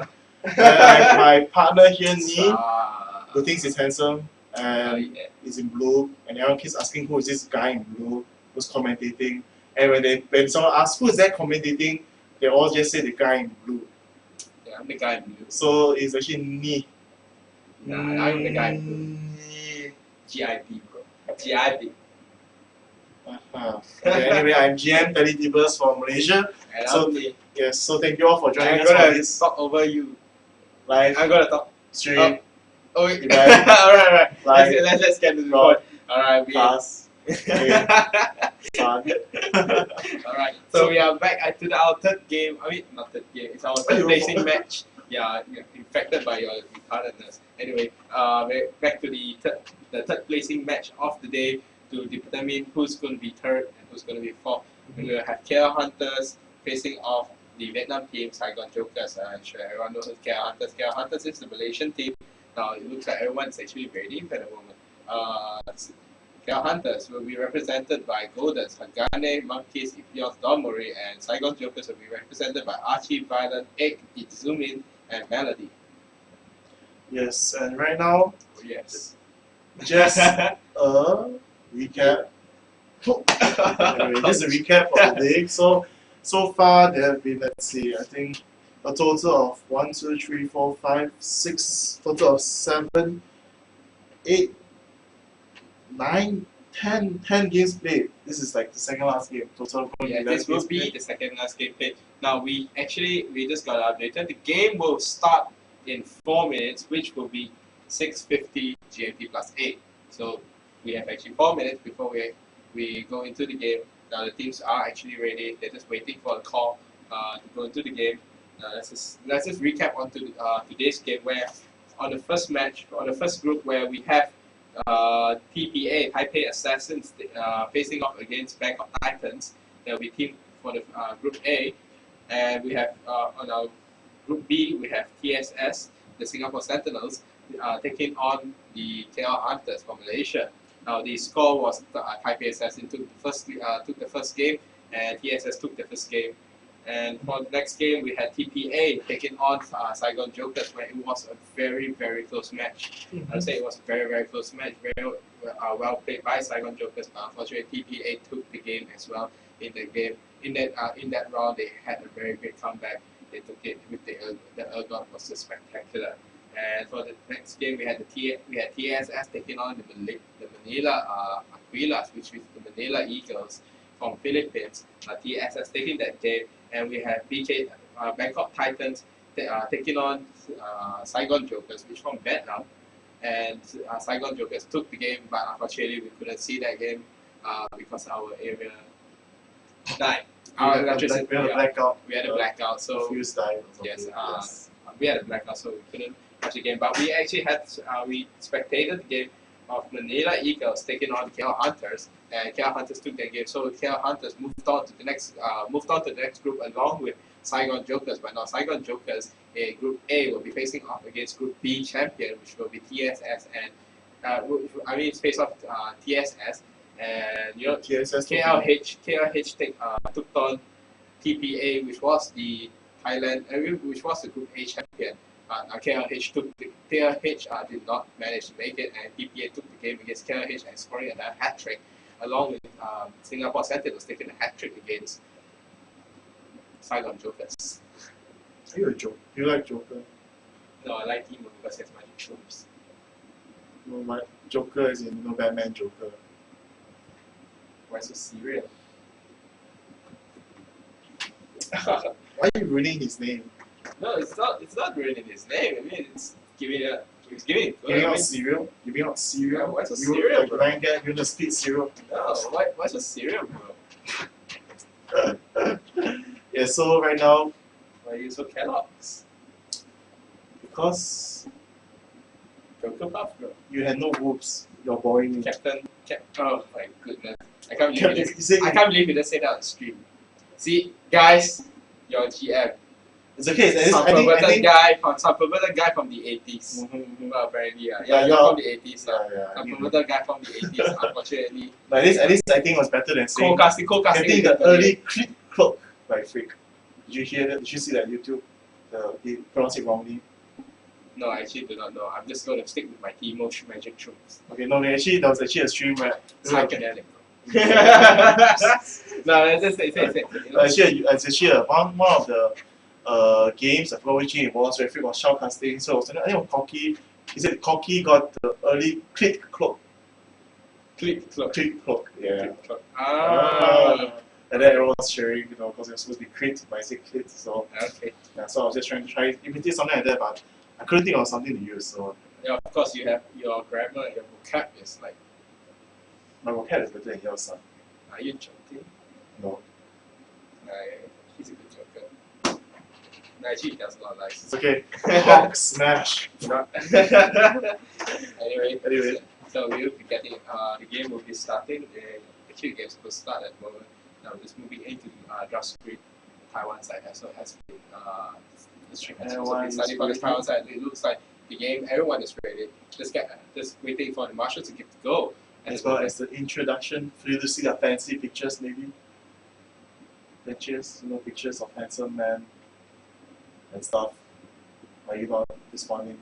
Or are you afraid of? No. Yeah. I'm just wondering what the hell are you talking about? I mean, later I'll show it to you. Later everyone can see it as well. Before the game, we show stuff, and stuff. No, that's not the stuff. Okay, that's okay. Anyway, we have the game going on the way that the game has just started. Now, Goldens will be on the first big side here. H will be on the blue, and so it's Cycle Jokers will be on purple. Let's see who they will be moving on to. Will be taking out the DC has been taken out in the first game. In the first band. The Vietnam team plays a strong DC. Definitely. Oh, there's a Gallo band. Gallo has been taken out by Cyclone Jokers, and Goldens has proven that he plays a very mean Galio. Especially one to reckon with in the early game, of course. What did you say? Early game close? Process. Cross. Okay. Cross. You need 1,000 years of pain, so your prostate will feel better, I don't think I don't respond to any videos. You just did. Like you're just saying that you don't respond to any videos. Yeah, but I don't respond to any videos. So you just did. I'm giving you a notice. No, it's like a memo. There's no such thing as a memo. There is such thing as a memo. If it's a memo, it's going to be written on paper, passed to me through email or paper that's stick on my table. And there goes the ban for Shen and Lulu right now. Everyone's going to ban Domori's Lulu. Yeah, I mean Domori's very big for support is definitely Lulu. And for the first few games, I believe that no one banned Lulu and Domori did get the pick on Lulu. And I suppose they just want to shut that down. And Lulu overall, for the Taipei Assassins, they actually have to play Lulu as a top laner as well as a mid laner in every single way. So Lulu is like canon, the new canon, just that even better in a certain sense. And we have a Morgana fan by their page. They just don't like to see all this kind of. They have actually something against Morgana. They actually end up Morgana in the majority of games. And we Cyclone is moving on to the Cyclone Jokers last man. But let's just see, what do you think they're actually playing? I was about to say Mundo, but it was Rise. And Rise will be and there goes the lockdown on the support again for KLH. Goldens taking Janna as first pick. Now, it's actually like counter because they on the previous game when they were fighting Taipei Assassins, they first picked Janna and Taipei Assassins is locked into Raka and Elga. Yes, for those of you who are asking, this is for the bronze match, third placing for those who are tuning late. And also there goes the Twisted Fate finally showing his face. Twisted Fate will be taken up by SG Archie, but Archie's is they really carry. Are you saying about AD? No, Archie is Archie is an AD. Archie is an AD carry player, but I'm saying like, you made it sound like he's going to play Twisted Fate. So there goes the Urgot, and most probably Soraka is going to be chosen as a support, or maybe even Tarek. And I suppose for KLH, against Twisted Fate and the Morgana band, I suppose most likely to take up just Sophia. And we have another pick on Keenan. Not too sure whether it's going to be on top there. And anyway, it looks like one piece is going to go back onto what he goes best, which will be Levinet. And Hagane, Oh, is there? Did they not make the champion or is there from one to the top? No, I think that I think it's the side line on the loading. So right now they took down Udir as a jungler instead of Sharana this time. So, but Ipion plays Speeding Sense with Udir, doesn't play the aggressive Tiger Sense with Udir that most people are playing right now. So let's just see what's going to happen because the Sveta team has knocked down Mundo and there goes Soraka as well. Mundo has been a sort of very team so has an strategy about Mundo. Let's see whether they actually play off as well as IPS assets. So what do you think? Do you think that Mundo and Udir who's going to win the jungle? I think Udir would be a better, actually Udir, I find Udir a better choice if you are able to launch. If you are actually able to launch things that are actually just for Mundo, Udir would be better. There goes Cannon again though. For KLH team. They're going to go for the Jana Cannon again. And Nivea mid this time since it wasn't taken out. Yep. And I don't know, it just seems weird to go again for the AD Cannon, but I believe this is their strategy to fight against Urga and Soraka. It worked quite well when the ganks came, Cannon just out and they just stunned both Soraka and Urga at the same time, taking out the double kill. And we have Rodents picking up Anivia. Rodents plays an extremely mean Anivia with a very, very unique set of item builds. I'm not too sure. Maybe it's been a trend, but you have to actually see. And he's zooming, but we go back onto the GP. Probably not. He's still very, very confident with his GP. Let's just check onto the runes. Let's just check on Mundo. Mundo does actually. This is not bad. They saw the champions? I think they never saw the champions. Oh, it just says stated Mundo. So it's like 24 magic resistance, 25 it's hybrid roots. Armor pen and magic pens. It's a very set of Mundo where you fit a lot from your W and Q. Yeah, W and E. Burning again is magic damage, and also it's magic penetration, so it worked well with that. And we have still one more before time for one more. Hopefully I'm thinking And so we look through Golden's rules for an AP carry in mid, and it is there's 10 magic resistance, ability power, 9.7 magic penetration, 2.8 mana evasion per 5, and 2.3 mana evasion. It's actually a very, very mixed sort of item build. But you know, the thing about it is Golden's builds champions around this type of items, and it works. It works very well for him. It doesn't cause him any problems. It's just this great sort of gameplay. I mean, this sort of skill set which Golden possesses. He plays very, very well around what he builds. Mm-hmm. And it may look weird in what we see, but he plays pretty well. It's like the previous M5. I know Curse Gaming. Yeah, Karthus, there was a part where Curse Gaming Karthus was playing armor penetration and he was playing a very tanky Karthus, but it was doing so much damage. It was wrecking every single team. I'm just gonna jump in. Looks like there's a bit lagging into the game. Let's just see. So everyone is already in the middle. Let's see, this is GPL Hunters versus Saigon Jokers.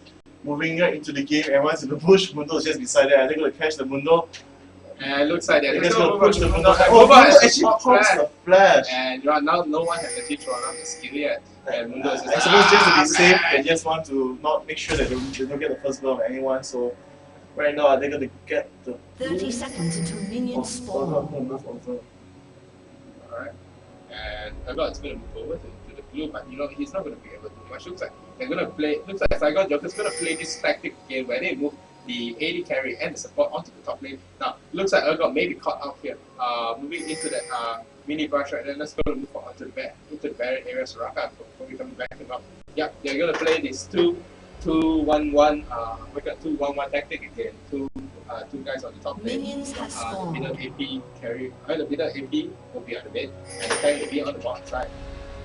Looks like it will be the Gangplank taking the red again.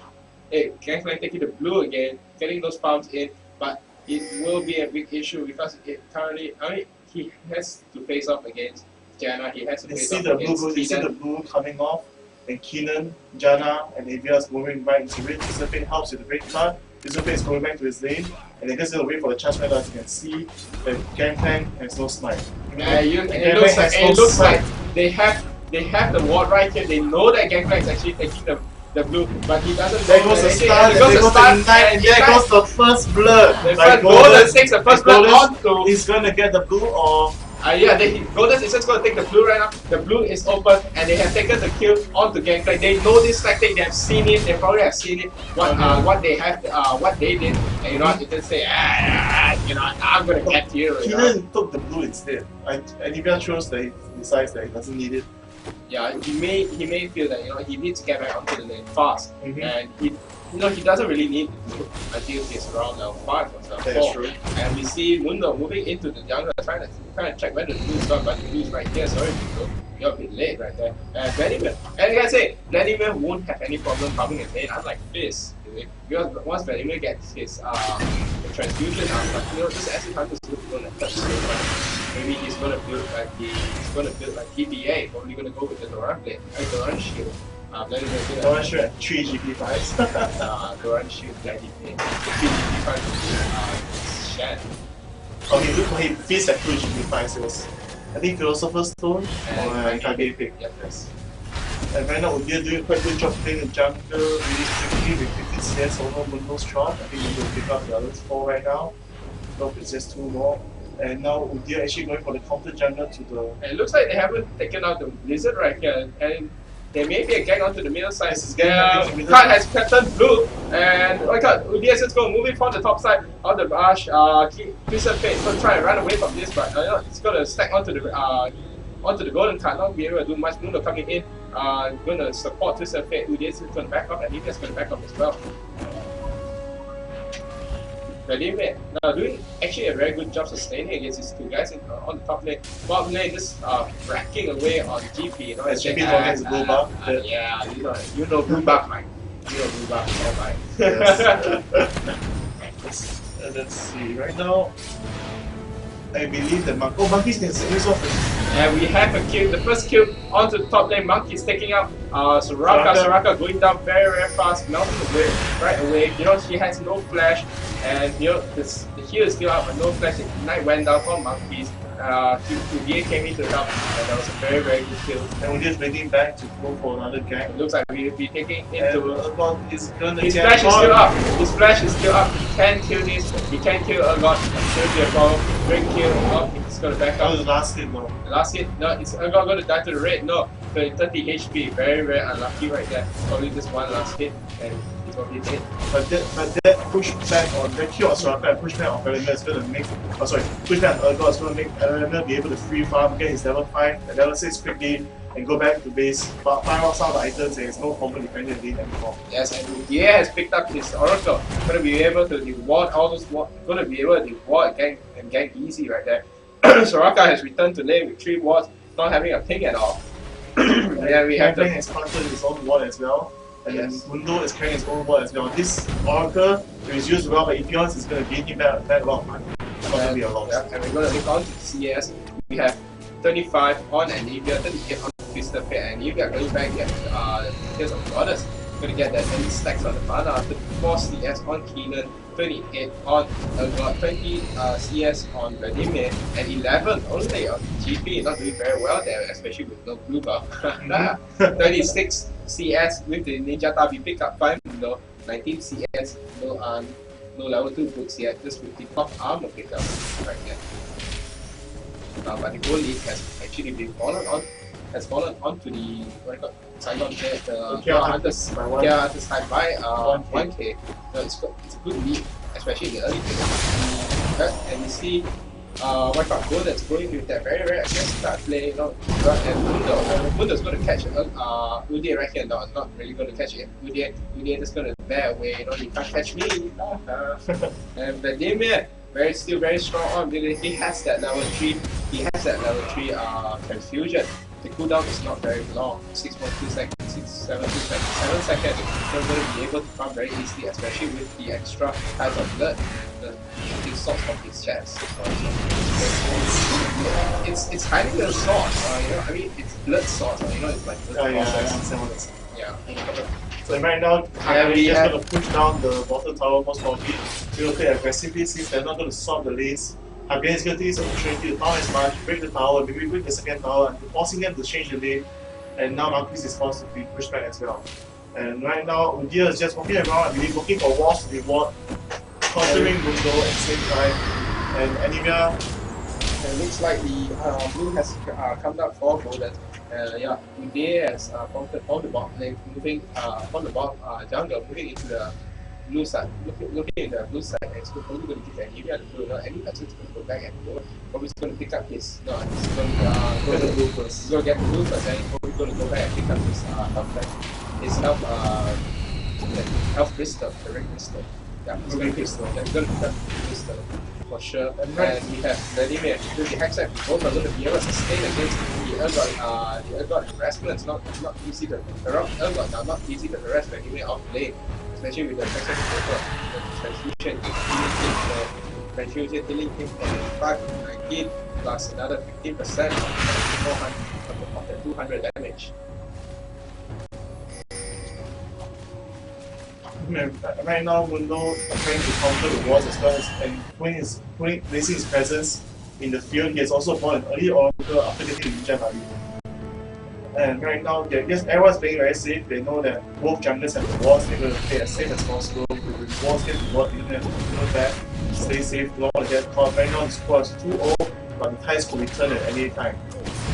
Yes, we have seen games turn at the most at moments where you actually think it was really impossible. Like we've seen Stanley's face actually working out so well, even though they pushed back so much in the early game. But you know, but the thing is, Vladimir does not have the disadvantage of this right there, but he doesn't also have the advantage of what this had. And right back to the got instinct destruction charge right there. Vladimir is still moving at the rest, but the fusion, Vladimir is able to heal up much faster than Soraka is able to heal. Not sure if you see it. Anyway, now they're preparing again for the bottom. The blue is up for the red team as well, and Twister Fate is moving into position. It looks like Twister Fate and Mundo is in position at the moment. Let's check out the last and the update goes off, and the stun lands on both Mundo and Makena flashes away, must get caught by the yellow card of Archie, and there goes Makena. Right now, Jana is on top, most probably on 4, not level 6 yet, just going to be the double kill for... Yeah, it's going to be a double kill, but you know, it's going to be Mundo picks up the first kill, and TF picks up the second kill. And actually, while the bottom was being ganked, top lane as well got the kill on Vladimir, and Soraka actually landed the kill out there.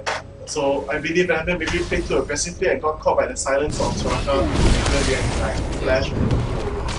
Very charge right there. 3 kills given up very easily.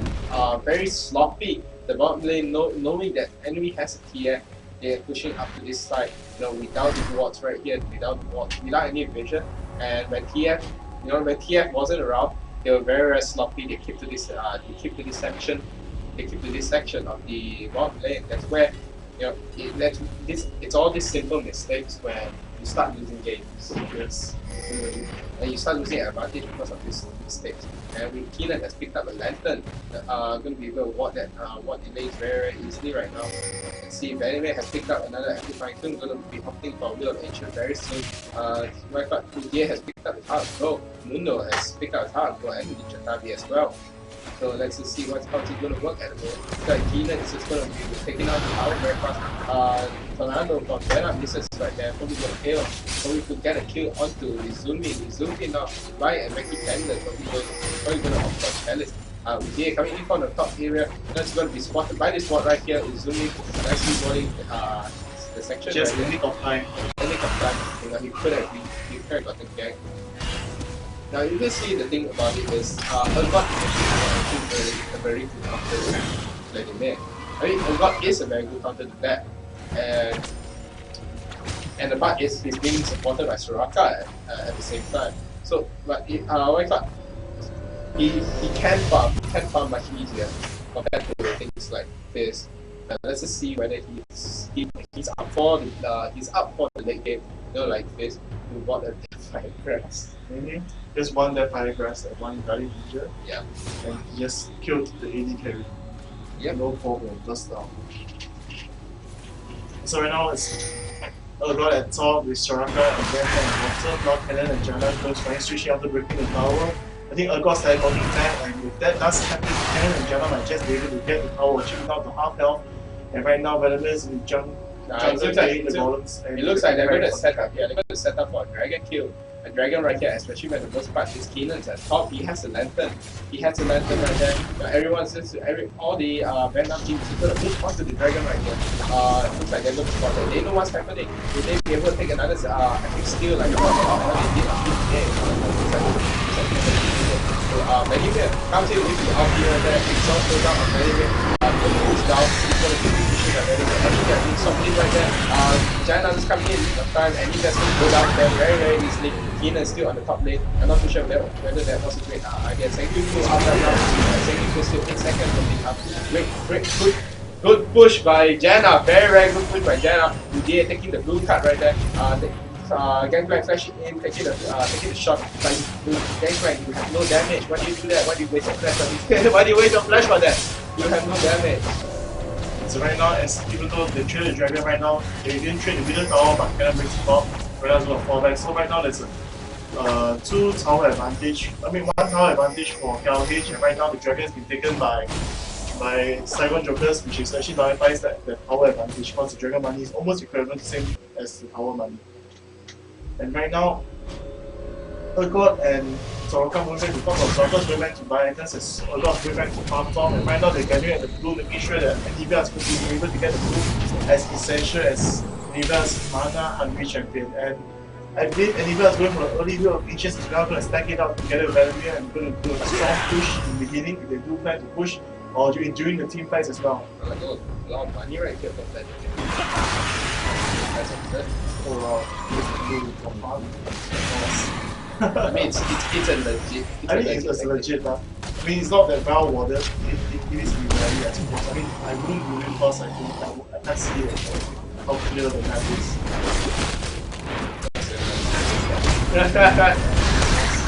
Maybe so now they're going to take the tower itself, going to go Fox his ulti and charges in and falls back right after that, and the gold lands on Jana, and then goes for movie trying to stun and see Archie. There goes the second charge, but no, he falls back instead, and then Evian's far behind, and they're going to move back, and Anivia lands the stun on Twisted Fate, but there's no follow up on that after that. He just move back from that.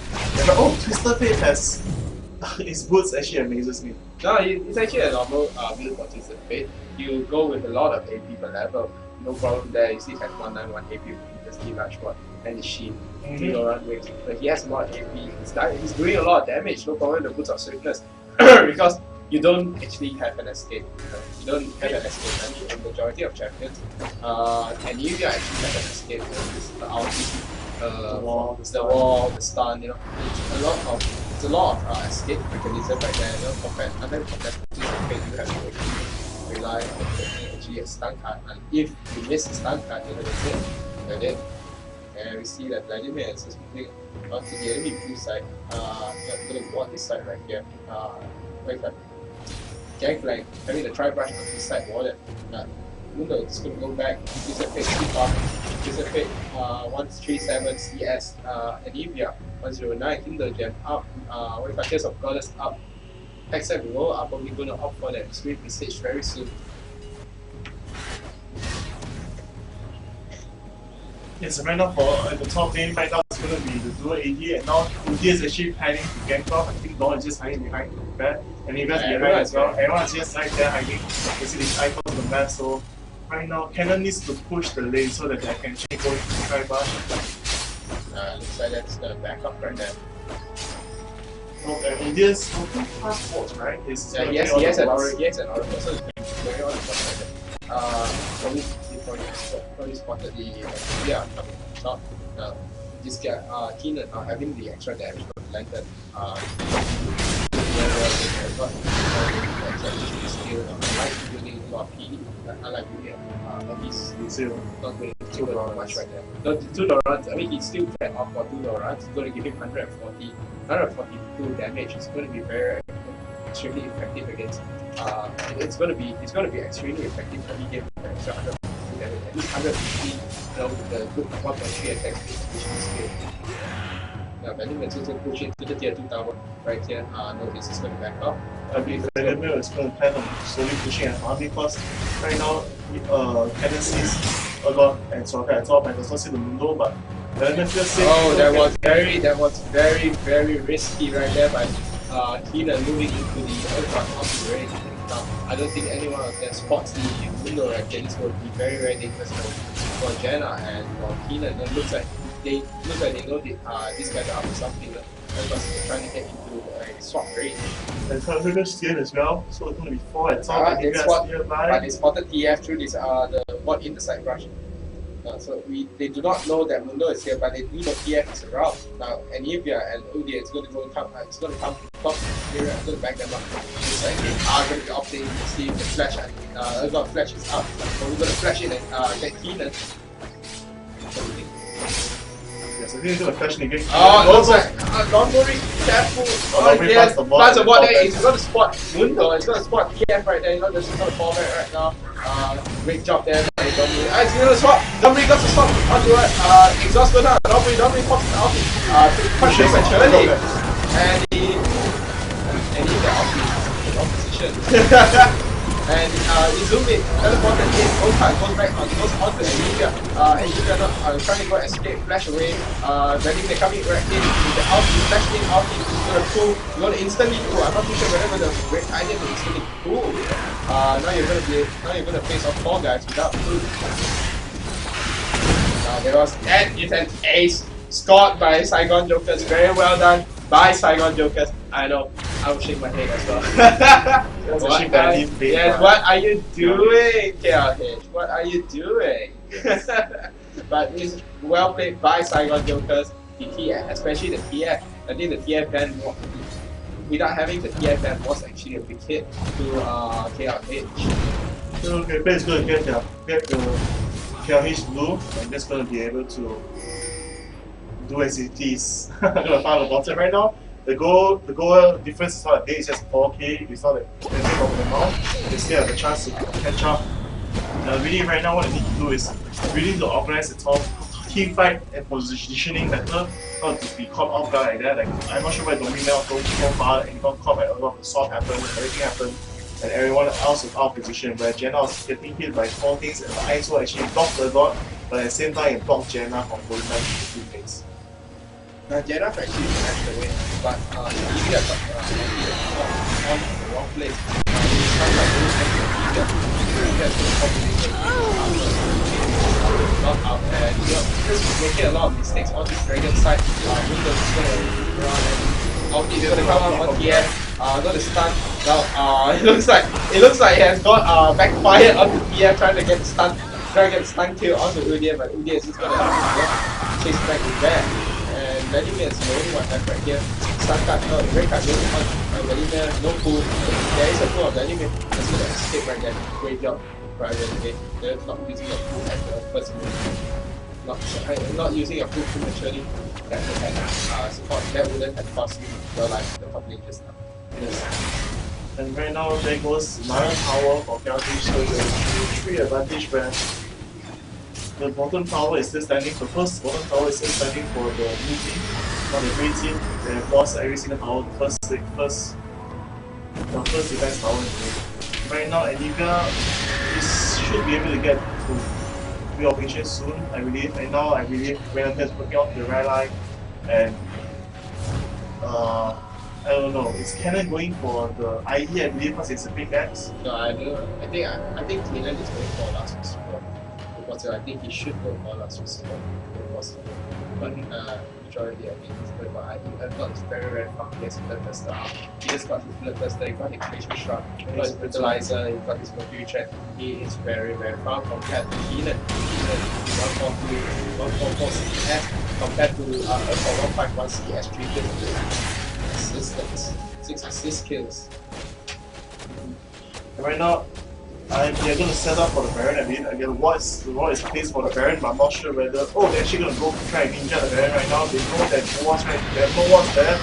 They're actually gonna try and pick it up right now, but Venom is actually out of position. Venom is actually the way to pretend that they're actually all around the place. And right now, Soraka is coming up on the top. Maybe going to try and ward right here. And yes, there's a ward. The ward comes down and you can see that the Baron's having a gangbang. Ulti goes down and Baron is the half left and they're gonna have to fall back. And then actually catches Mundo goes down. Mundo goes down. And the shield from Jenna actually helps Monkeys from being burst down right now a lot together with TF. TF is gonna, because ulti things gonna get caught. Oh, it looks like it's gonna get caught. That was a very bad decision making by actually Archie. Very Urgot swapping the Udyr back and now Udyr is going to be poked down by Urgot after the exhaust dash. And right now, wow, Ganfan flashed in again and the shield goes out and Cannon dashes away. Nothing new is gonna happen. It's gonna be a 1 for 2 kill swap. Nice. Anyway, we have come back to the game. It looks like the Baron, the Baron Ninja wasn't so effective right there. The two wards there. Was he standing? Don't worry, not having a workers right there, or even a ping one. But if not wrong, I think Udyr was carrying the Udyr was carrying the Oracle, but you see the thing is they had KLH had no Oracle right now. Yeah, previously. They're not Oracle. I thought Udyr was carrying the Oracle when they pushed in. Or maybe. Yeah, they carrying Oracle, sorry.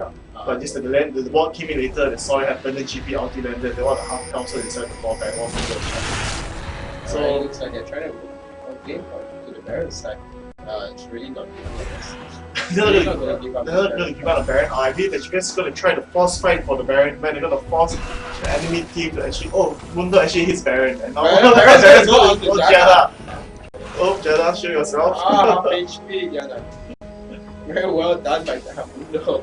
They're forcing the Baron to attack Jenna. And one goes back down on at the Baron side. Now everyone is just preparing. TF ulti is down. This may be their chip. TF ulti is going back up. This may be an actual advantage right there. I think notice that TF actually lands. Yes, he did cleanse when he was getting stunned by Udyr and Divya and Cannon at the same time. I don't think cleanse can save him from that. So right now,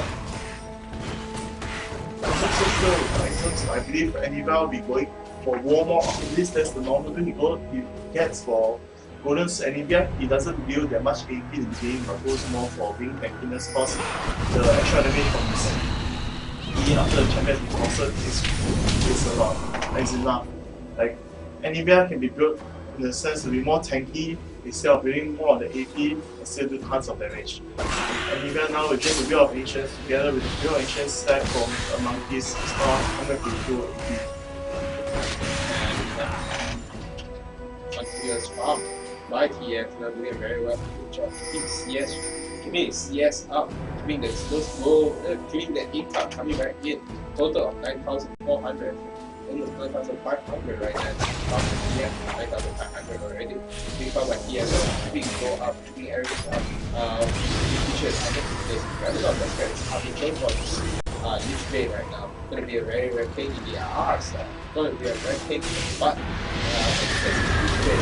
So, golden stun card or the blue card will be able to do tons of damage. And Urgot now working towards the Guardian Angel instead of the Glacier Shot. Oh, and Hagane actually got PD first. Yeah, Hagane also got PD. Now, this is a card. Hagane seems to be playing a lot of champions. Hagane seems to be playing a lot of champions. I'm so sorry about that. A lot of champions where you opt a lot for PD, a lot for attack speed. Like Cloud Fort, he's been playing a lot of Cloud. He's been playing Cloud more and been working on a lot of PD, a lot of PD first. And the ultimate comes down for right now they know that the Dragon is down, now they're rushing over to Baron, they know that they're coming because the game is ulti and the Baron is down. Now there's a cycle happening to Baron up top of Baron and Dragon comes in, immediately comes Norway now the last hit to beat the Baron, but always a very bad situation but flashes away. Right now they're going to catch the Gangplank which is low from Cannon chasing off, Divya chasing off. And right now Anivia, the 8-4 left a low. Anvia's going to start the game for doing more damage onto Golden's Turtle. There's a kill with the TF's 80 damage is just so high right now, just missing everyone out. Even though they got the Baron buff, it did not help them at all. And now Jenna is going to fall back. Hungarian is probably gonna get killed here, right? Yep, Hungarian gonna get killed. The Baron probably not a very good idea right there. Baron. Jenna, the only one remaining, the Baron buff. Probably not the best champion. The remaining Baron buff right there. 616 kills, 10 kills difference. It take good difference at the moment. Then he has the Saigon Jokers pushing him. The tower not going to work out the deal. Even the Jenna not going to be able to do anything. For example, we have the massive front here. Tower. Udia just popped up. Not going to be able to do a lot of damage right there. Then came back up. But we're going to go with that Arsenal first with the last one. She realizes that she is not doing enough damage in comparison to the sister phase, so I think that right now she got off for more. Right now it seems to be able to get silent, right now because there's a stun on an exhaust on Jill, on Urban, and right now Urban is going to charge it. Not the best idea right there. Then after goes on, Jenna pushes them away. All that goes again. Right now sister phase is always going to jump in front of Jenna. Was probably thought he's going to take the kill, because look, it was a field goal card, I believe. No, he actually stunned the grip instead of stunning Udia. So it was a miss. He stunned Udia, he stunned the grip and then normal attack on Udia, and now Soraka's going to pick up the Aegis of Legion. Luca's going to pick up his Guardian Legion, this going to pick up his, and then the Guardian Legion. So it's going to be very, very demoralizing. It's going to be very, very demoralizing for KL Hunters to actually try to take him down. And right now, yes, Kenneth building up to his last whisper, and now she's just going for the blue. And Udia with the red side and the page really can't do much, not really tank at the same time. I believe all the massive damage is happening right now. Urgot is super fat.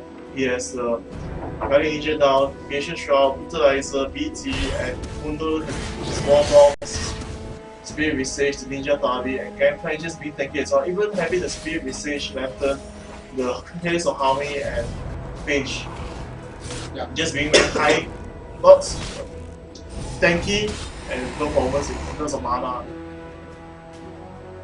It seems like Monkey has this effect. He has this affection towards Rylai's Crystal Scepter. Majority of champions which have played top during this GPL is like Rumble, Vladimir. I think that's the only thing he's played so far, Rumble and Vladimir.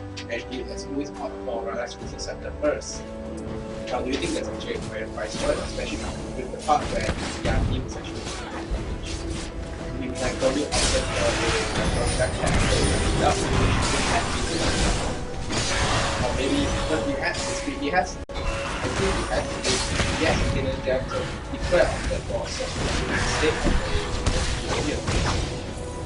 of from what I know, they're trying to max the cooldown for Vladimir and Arcane basic, so I mean that's why they was just ironing boots in the gem, get 25% increase as cooldown, I'm not sure, but they will 25% increase as it also say do half a lot of damage instead, but I'm not sure. Sometimes I can't really say.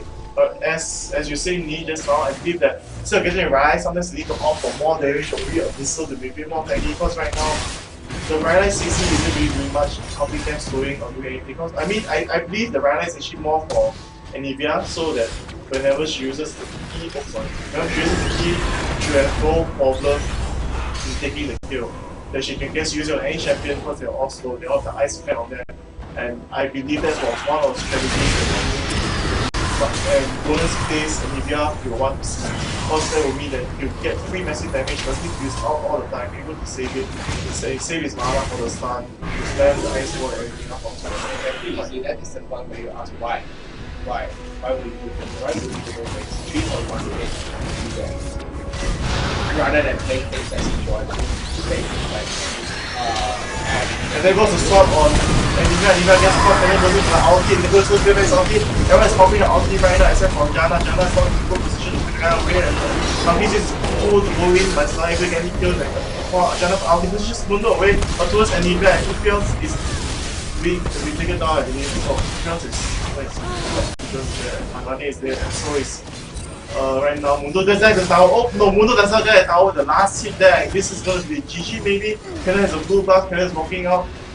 trying to push them back. Yes, he does not manage to really push them back. Right now, the second inhibitor is going to run out top inhibitor, and Jenna's back healing together. And right now, the situation seems dire and dim for KL Hunters there. I'm not sure what happened there. I'm not sure why did they engage or get caught. They wanted to force a fight because they had no other choice, but apparently they just are not doing enough damage. They seem to be losing to this more tanky team, and the damage output just seems to be falling short so far. Yes, and this trade has picked up his leash play, picked up his Blade of Ancient, picked up another leash that's still not strong. Now let's check his AP. Let's check his AP. It's a 580 AP, not excluding his the extra 30 from Will of the Ancients, because his aura is dead, you can't really get the aura, so he's actually having around 600 plus. 620 AP right there, and a lot of AP. But those cards doing so much damage, as you see. The cards are doing around 700. It's just bursting everyone now. Yeah. There's not enough Emma on KLH team. There is the Spirit Message, but that's it. Yeah, that's a Spirit Message, but that's part about it. It's where you do not have the damage, so you actually have to pop all the skills. You have to pop the escape, which is so right now, the most middle inhibitor is installed, but I don't think KLH has enough time to farm out the champion against this push. Right now, the goal difference is 14k, and the Vietnamese team is just going to slowly push in steadily and slowly, not going to make out any mistakes. And as you actually just try to cast from far behind, making sure it doesn't get caught, he wants to survive as far as possible, maximize his damage. And currently, all of them are staying currently very far away from the tower just to make sure that they do not get hit by Twisted Fate's random parts. Right now, they're going to move on to the middle instead. As the middle has no tower, it's going to be easier to push in. Then Twisted Fate has cleared the quick break with just his first skill. Right now, they're going to break down middle inhibitor, and the KLH is giving it up. They're just going to choose to protect the other lanes instead, since if they do go and force to protect the inhibitor, they might lose the fight anyway. So instead, they opt to farm as much as they can right now and defend the bottom after that. Push back the waves that are coming in and go back to the bottom, defend the last inhibitor and Nexus all together in one. And Navia has to pick up the banner blade. Then I mean Archangel now ranking around 370 AP alongside with the secondary Will of Ancient, then we will do some damage right there. But I'm not too sure. I'm afraid it's a bit too late for this damage. You have so yeah, good of the card right there. It's going to go with a second stun. Everyone's going to go in the stun.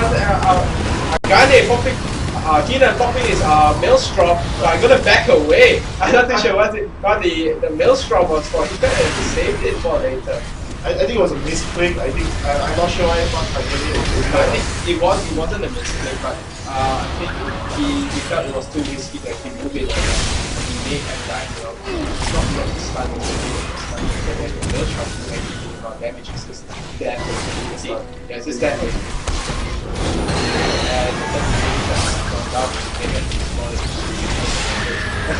yeah, and Ergon breaks the last inhibitor right now. Now they're just going to have inhibitor, they're just going to have to defend as much as they can right now. You get a lot of damage from the Buddha and his play right there, taking down at least 1/3 of the HP. But the Blade of Ancient, they heal her back up 1/3 of that HP. Right now, SG is just going to go for the Baron, go back to buy, get even more better, stronger items, and come back to push the last Nexus and last tower. I don't think they actually do that. They think Baron and just push it. I think they'll definitely go back. It's just something that you want to share. So make sure that everything is safe. You want to make sure you don't make any mistakes. No. Apparently you're right. Yes, Soraka. They just Ergon's going back. Yeah. Ergon's steal the blue and move more back as well right now. Yes, they can steal the blue and more back. Right now, Ergon has the Guardian Angel. Oh, he even saw his Glacier Shot relying on Force of Nature to get the last Whispers, and right now Soraka is building up, most probably going to get the Locket of Solaris, or nope, does not have enough. Does not have enough money. I think it's optic was no, based on this is definitely Emblem Valor at 2.5 was going to be the new the Locket of Solaris. And right now, Fragma has been picked up by Gangplank. Yes, selling all his early game items, helping sustain the lane. Totally getting the Fragma is going to do tons of damage as well. Right now they're all moving slowly and slowly towards the middle, one by one. Mundo with QSS as well as the chainmail up, and now TF with Zonya. I don't see how they're going to do this as well. We actually see how they're going to do this right now. But then somehow TF maybe picks the whole thing, jumps with the laser. Oh yes. So right now, very strong position. They're just going to take the hits from the SJ is going to take the hit from KLH, but we're not afraid of what's happening right now. Maybe slowly poking and getting back all the way back. Unable to do and damage at all. This being pushed back by surface cards, by Gangplank's Harley, by Mundo's Speed, and also God's Acid Hunter. And right now here stands the last tower. Kill them, and there goes the tower, and down here, the last wall of defense. The Gangplank's ulti goes out, because ulti goes out, and being pushed back by Mundo. It's going to be GG, I believe, right? Soraka or... It is the GG round game, all the way down. Cyclone Focus is the third placing, gets the third placing in the Garena Premium League opening in Taiwan. And KL Hunters take the fourth placing. Good luck next time, KL Hunters. Yes. Well, I believe even I had high hopes for KL Hunters to win this, but I'm actually quite disappointed in this match. I'm not sure what was happening on all their minds or why it was played out this way, but I really partially lost the words. But very good job by Cyclone Jokers, catching them in every single way possible. The TF together, the Mundo planning it well, the teleport, everything all going smoothly. When the ganks happened, they definitely got the kill. Either a single kill or double kill altogether. And I believe KL Hunter was just making too many small mistakes, which led to that defeat. Yeah. And so we have the final match coming up in a short while. Right after this, right after a celebrity singer, we have a third celebrity singer coming up. I think the service singer has been moved out because it was moved up earlier. So I believe it's just going to be a short break before we move to the championships. I'm not sure. We need to double confirm the schedule with you guys, but do stay tuned and. We'll be right back for the finals where it will be TPA, Taipei Assassins versus TSS, Team Singapore Settlers. It's going to be a match to see. You definitely do not want to miss this, and I believe that all of you are going to enjoy it very much. Alright, we'll be seeing you in a short while. Stay tuned. Watching Season 2 unfold and the competition has been fierce. Early leaders like SK Gaming, CLG, TSM, and Dignitas quickly emerged, but upstarts such as MIG, World Elite, and Moscow 5 have exploded onto the scene.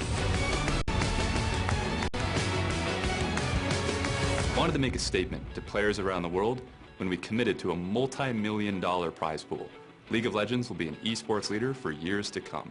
So far, we've awarded over $1 million in prize money to teams around the globe. And one of those teams is going to walk away with the grand prize. We can't wait to see how many summoners watch the rest of this season's events. Just halfway through the season, more people are watching League of Legends than tune in to watch Major League Baseball games on ESPN.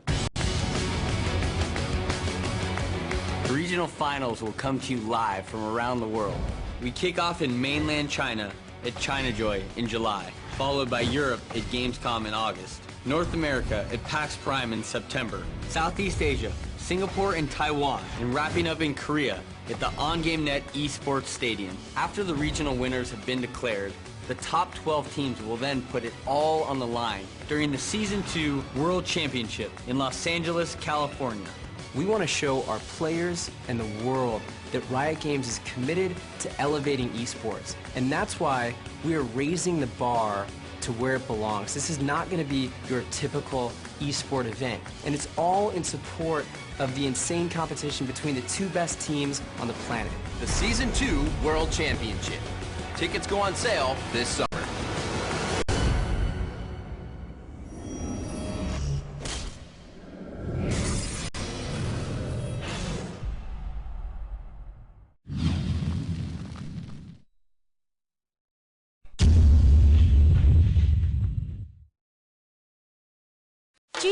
德国防毒软体，超过26年防毒经验。GData Antivirus、GData Internet Security， 病毒侦测率高达99.9%，轻巧、安全、不占资源，连续拿下多项国际评测 No.1 殊荣。双擎技术、爆发护盾、误报保护、云端辨识、高速指纹辨识的产品特色。双擎技术完美保护 ，GData 专线0227711616 www.gdata.tw。Razer was the first to innovate by storing all of your gaming information in a mouse. We led, everyone else followed. The leader in gaming technology brings you the next generation in gaming peripherals. Introducing Razer Synapse 2.0, the world's first application for storing your peripheral settings in the cloud. With Razer Synapse 2.0, all of your preferences, key bindings, macros, profiles, and more, stored instantly, online, in the cloud. Customize and store your settings for virtually any next-generation Razer peripheral, and access them from anywhere. Now you can bring your settings with you to the LAN center, tournament, or on your work or home PC. With Synapse 2.0, you can have your settings anytime, anywhere.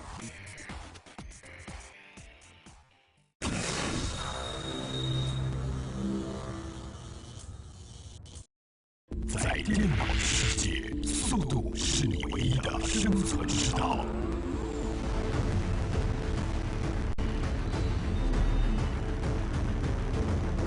Acer Predator 桌上型电脑采用 Intel Core 处理器，不锁背屏，全面释放效能极限，速度改变你的未来。Acer。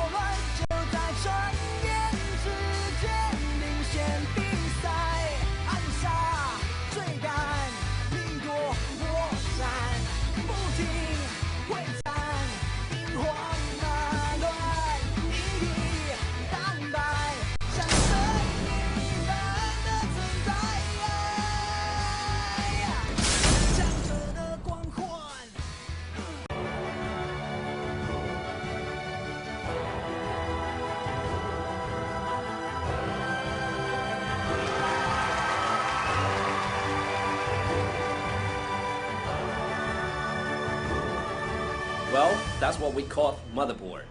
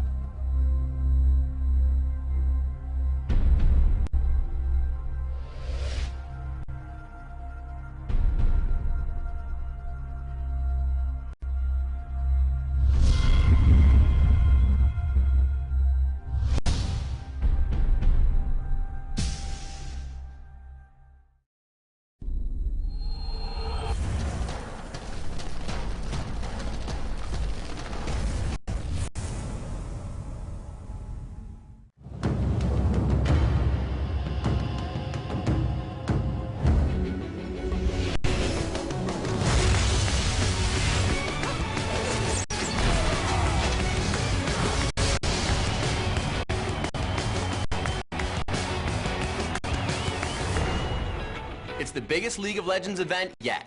The best players from around the globe are competing for the biggest prize pool in the history of esports. Announcing the Season 2 World Championship. Riot and the entire League of Legends community have been watching Season 2 unfold, and the competition has been fierce. Early leaders like SK Gaming, CLG, TSM, and Dignitas quickly emerged, but upstarts such as MIG, World Elite, and Moscow 5 have exploded onto the scene. I wanted to make a statement to players around the world when we committed to a multi-million-dollar prize pool. League of Legends will be an esports leader for years to come. So far, we've awarded over $1 million in prize money to teams around the globe. And one of those teams is going to walk away with the grand prize. We can't wait to see how many summoners watch the rest of this season's events. Just halfway through the season, more people are watching League of Legends than tune in to watch Major League Baseball games on ESPN. The regional finals will come to you live from around the world. We kick off in mainland China at ChinaJoy in July, followed by Europe at Gamescom in August, North America at PAX Prime in September, Southeast Asia, Singapore and Taiwan, and wrapping up in Korea at the OnGameNet Esports Stadium. After the regional winners have been declared, the top 12 teams will then put it all on the line during the Season 2 World Championship in Los Angeles, California. We want to show our players and the world that Riot Games is committed to elevating esports. And that's why we are raising the bar to where it belongs. This is not going to be your typical esport event. And it's all in support of the insane competition between the two best teams on the planet. The Season 2 World Championship. Tickets go on sale this summer.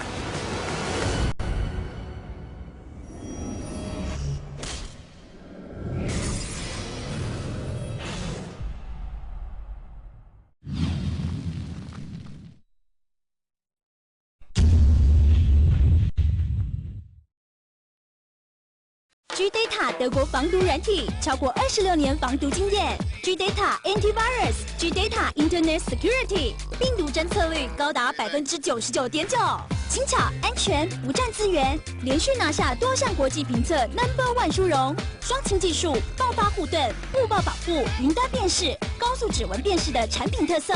双擎技术，完美保护。GData 专线0227711616 www.gdata.tw。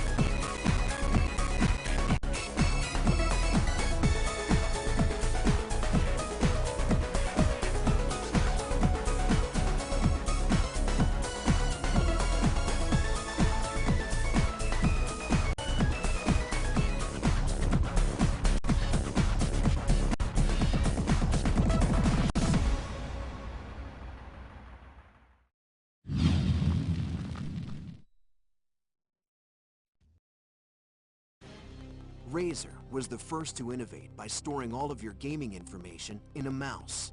We led, everyone else followed. The leader in gaming technology brings you the next generation in gaming peripherals. Introducing Razer Synapse 2.0, the world's first application for storing your peripheral settings in the cloud. With Razer Synapse 2.0, all of your preferences, key bindings, macros, profiles, and more, stored instantly, online, in the cloud. Customize and store your settings for virtually any next-generation Razer peripheral, and access them from anywhere. Now you can bring your settings with you to the LAN center, tournament, or on your work or home PC. With Synapse 2.0, you can have your settings anytime, anywhere.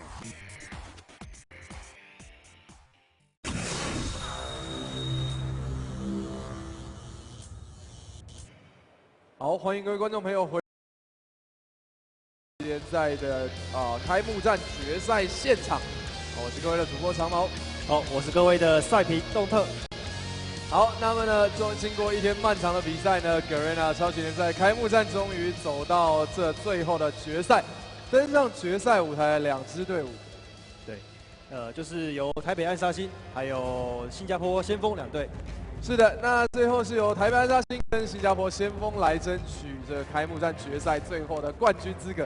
好，那经过了一天漫长的厮杀，我相信呢，这个各队的选手在体力上面也是消耗得十分的激烈，应该是非常的疲劳，尤其是经过一天这么激烈的赛事，每一场都是要灌注全身的精神去完成每一场的比赛。尤其是我看到 TPA。台北暗杀星这边几乎每一场比赛都要演出一个非常精彩的逆转秀才罢休。然后我们来看一下今天的赛程表，回顾一下。那么呢，好，字幕。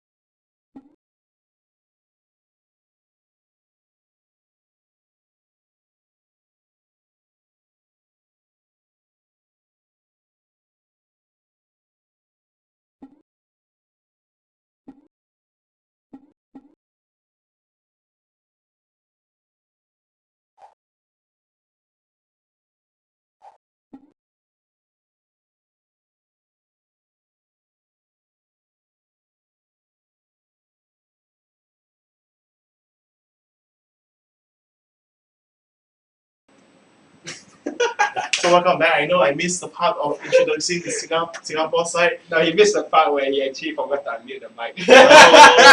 Anyway, this is going to be the Taipei SX's lineup right now, where it's actually the full roster. It's a full roster, but right now the people who will be playing is actually Mystic, Toys, BB, Blue Boss, and Stanley. Stanley will be GMBB guys.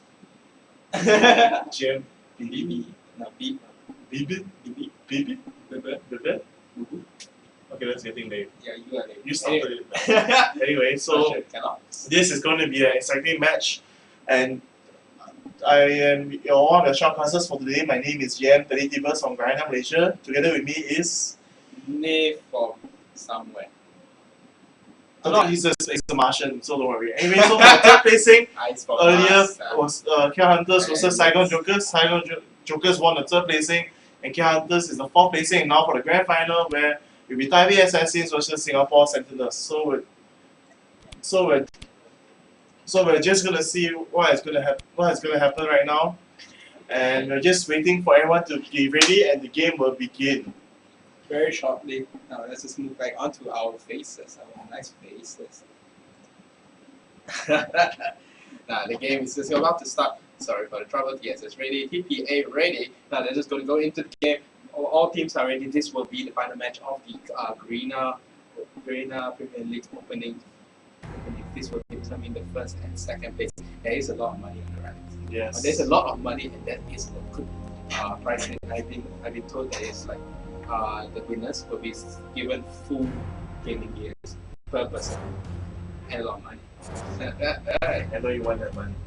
And right now they've gone to the draft, to the bans, and the first ban for the blue team is Trundle, Disappear, Urgot. The bans are coming up very fast. Urgot taken out Urgot against TPA. They know that TPA's Urgot is very, very strong. Yes. Just the Fate taken out again.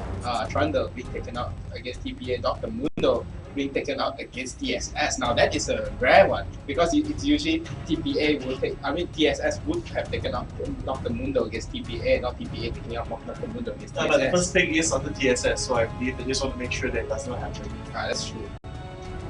That's because Trundle is Chat. It's gonna be Monara. Chat. No. Chaco. Yeah, Chaco. Oh no, you're banned. Once. Oh, it's a Warwick has been banned. They're forcing TPA to ban Shen. They're forcing TPA to ban Shen, and Warwick has been taken out by TSS. Now knowing that they actually know the champions really, really well. Now 15 seconds. This is actually a very long. This is actually the longest time TPA has taken to ban something.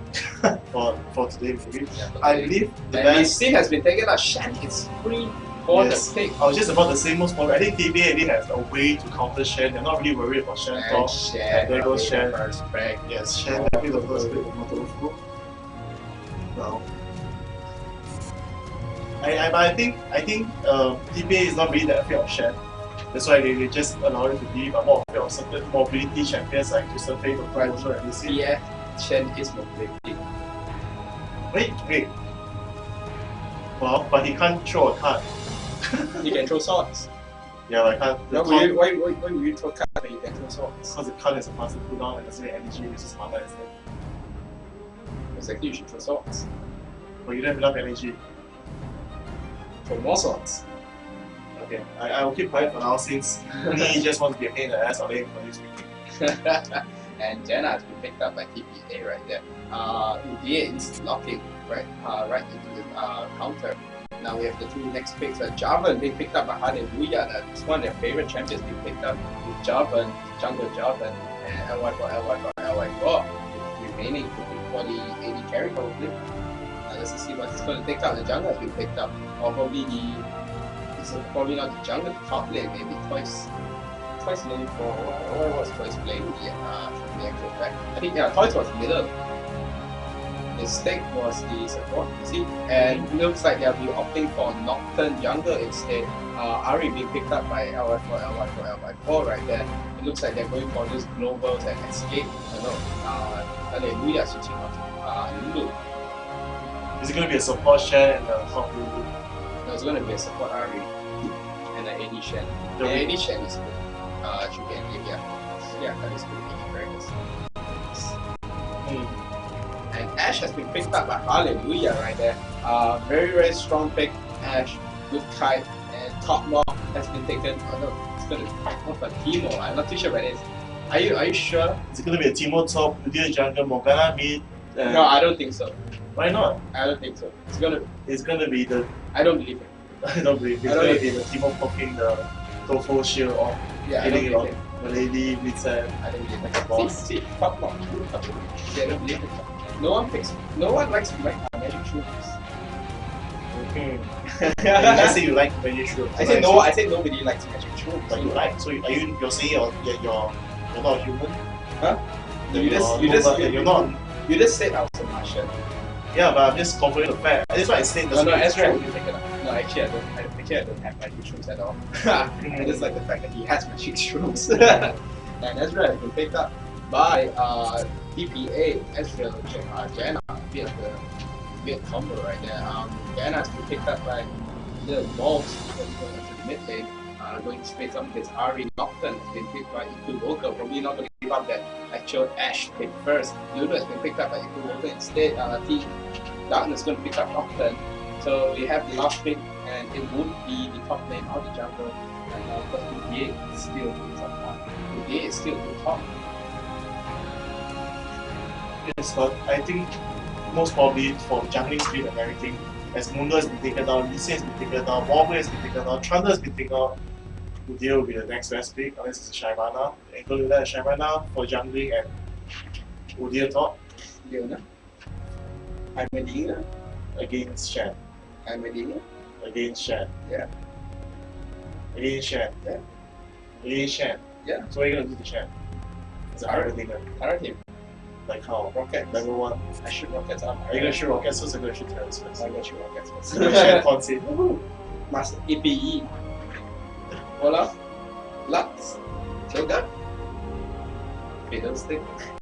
Nautilus. No, it's correct. Oh! Literally pick up by Stanley. It's gonna be a hot shot. Nidali GG style, maybe? I'm not too sure about that. Also, the GG, that was a name. Not like Sandy. And Mistake gonna be on Janna with the Flash Exhaust. Thor is gonna be on Morgana, Flash Ignite.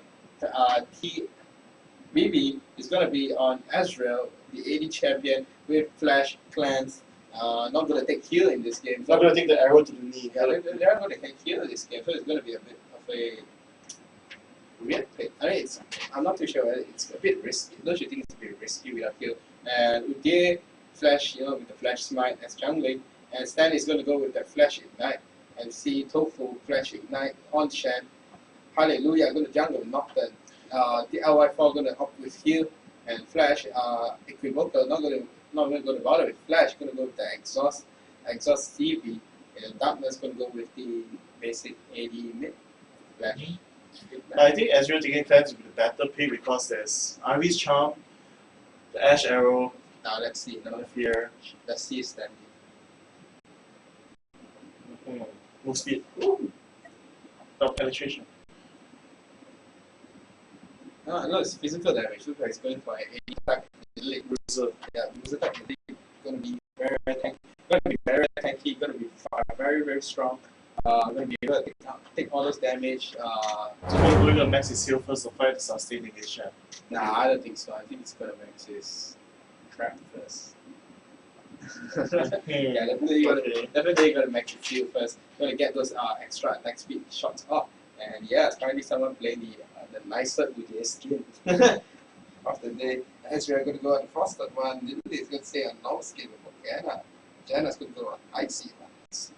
Right now, as we're just waiting for the loading screen to load, moving into the game, as there's going to always be the observer delay to make sure that we will not see things that's happening in real time and we report it to TPA or TSS, so you're going to say, oh, the jungler is coming or something. They still put the sub in the 30-second mark, so it's going to... But the delay for the spectator mode is supposed to be for 3 minutes. Oh, no, not really over 3 minutes, it's more like 30 seconds. Now let's get back to the game. Never mind. I shall just ignore you since you don't listen to me. Oh, so right now for this game, it is Team Singapore Sentinels versus the Taipei Assassins. And right now, as usual, they're doing the same thing for Taipei Assassins, being to the wall, playing a more safe style, protecting their jungle, not going to invade. And I suppose for Team Singapore Sentinels this time, the Uday is not going to randomly run into the bush and get caught or by 5 random champions. Now, you see Lily on the top lane, going to put down the trap into the top rush. But we're going to look out for Shen, we'll look out for the Shen ganks with the trap first. 68, 80 damage at the start. Let's see if Shen has that amount of damage at the start. Let's look at Shen. Shen has 61 damage with the Duran shield. Going to be able to sustain very well against Lily, especially with those normal attacks, those normal attack bolts. And let's see to Morgana right there. Going to start up with the boost 3 force. Everyone's basically on 3 force. So that's not good. And we have 17 AP on Morgana with that 15 AP at the start. Going to be very, very strong. Going to go with the Tiger again. They cannot play aggressive board. Immediately, I think they're going to plan for the counter jungle right after they take the green and the blue as the ball has been planted at the bottom. Yes, the ball has been planted at the bottom. Looks like they're going to watch out for the jungle moving onto this brave side. But we're going to I think this is Tiger Stance will be this TPA style here. CV has gone down to see Uday. They're now going to move up onto his brave instead of the enemy rare. Probably can play a bit safe. Nocturne starting with the 3 pots. We can get on the start right there, but you know what? They know what they're doing. So we've actually that. You see each of them coming very safely right there. Ezreal on the bottom lane. Janna taking a bit of damage on the start right there. That's really smart. Keeping the farm up, keeping the farm up as well. Yeah, it's taken out his race, taken out his race right there. Now going to go for his race. So going to opt for an early gang. Now they have to get Ari at the start. There's maybe a bit of technical issues, but of course that's been forced out. Not too sure what's going to happen with some of the types up. Yes, Morgan left behind.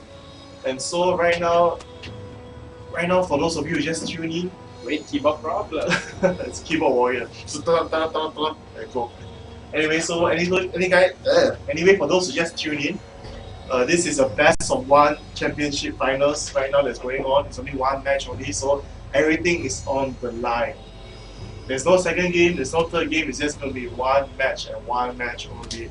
So the stakes are high, the prize money is high, and we're just going to go, yes, go, and the game is going to be resumed.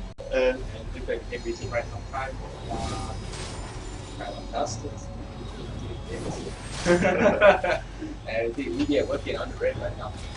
All latest thing that really pause goes again. I believe it's same, same mistake, same issue, same problem again. Now this is the part, get your own gear. The unpause has been taken out by Lil Balls. Looks like a bit of a premature unpause, I'm not too sure. A bit late right there, mistake. Lil Balls jumping the gun. Jumping the gun on the unpause. Be okay, yes, okay, sir. Definitely. Anyway, nothing much is happening, but there's going to be a top gang happening right now, which is going to go in. Tiger Sands will go in the chip off. I thought it was the. Oops. Well, he didn't change to the bad. No, he didn't change to the bad. I think he's just gonna. I don't think that was actually able to kill right there. I mean, just to push. Yeah, just gonna push him back a bit, scare him a little bit.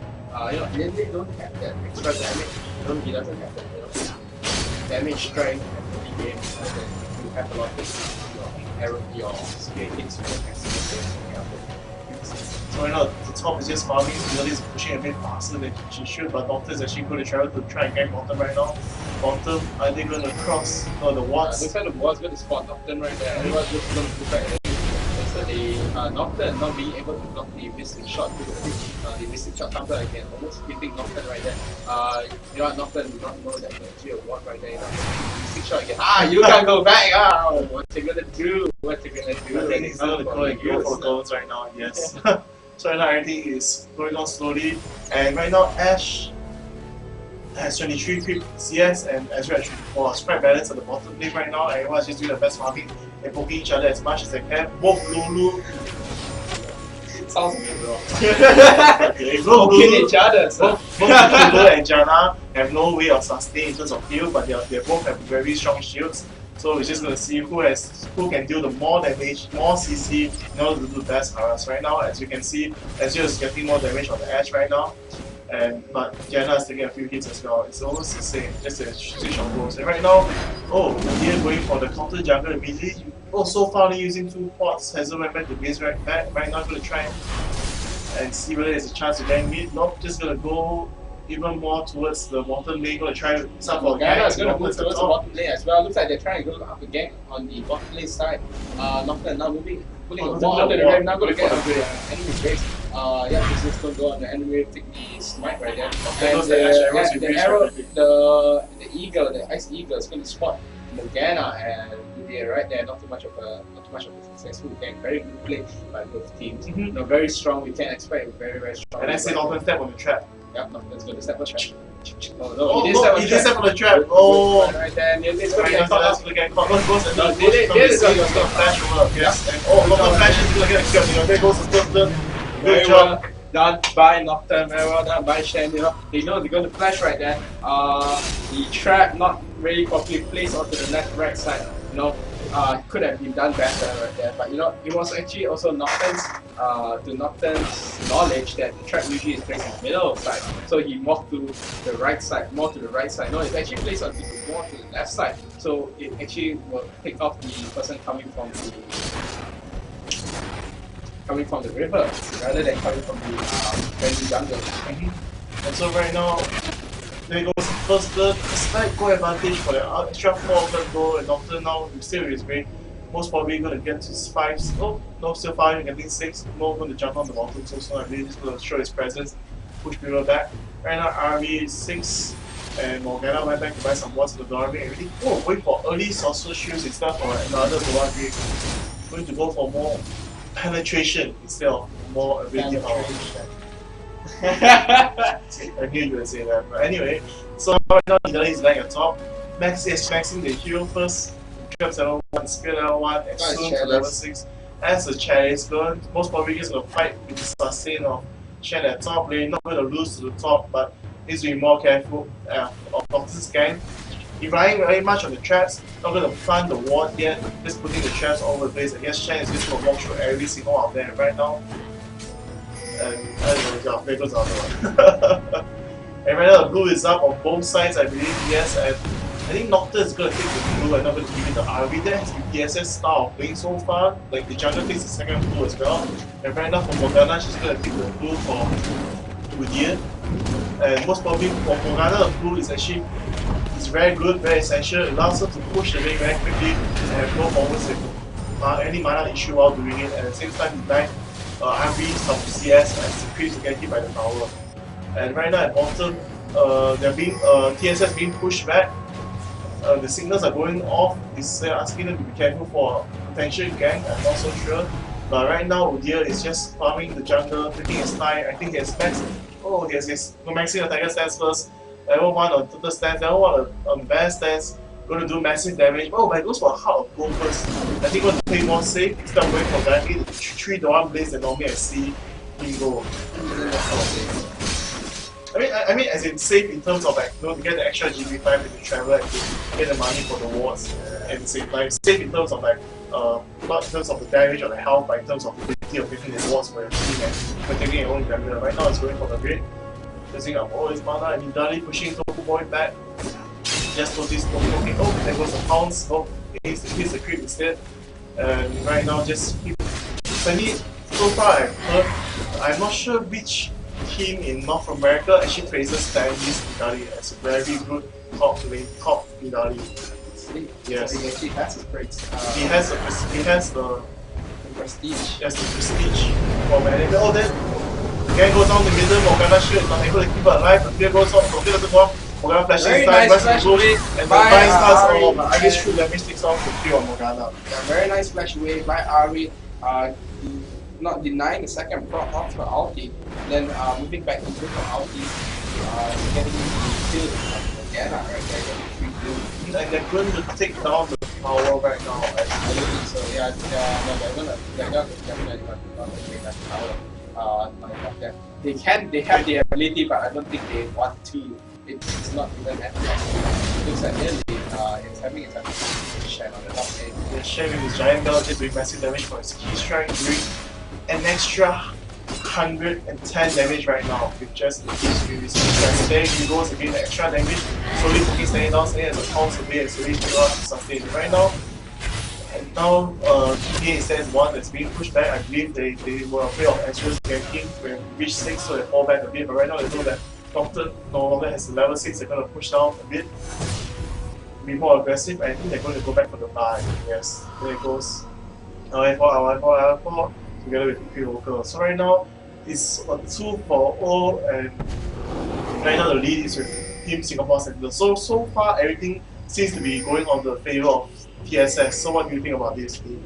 It always has been like, I mean, it has always been like this with TPA. They lose out in the early game, but they always adapt to the kills, adapt to the enemy gameplay, and they make a very strong comeback in power. And Dark Binding just barely misses Darkness right there with good and Darkness is maxing out his light ball rather than maxing out his fireboxes used by usually majority of Ari's but they, like in fact GG, he maxed out his Foxfire first before he maxes out his Hop of Deception.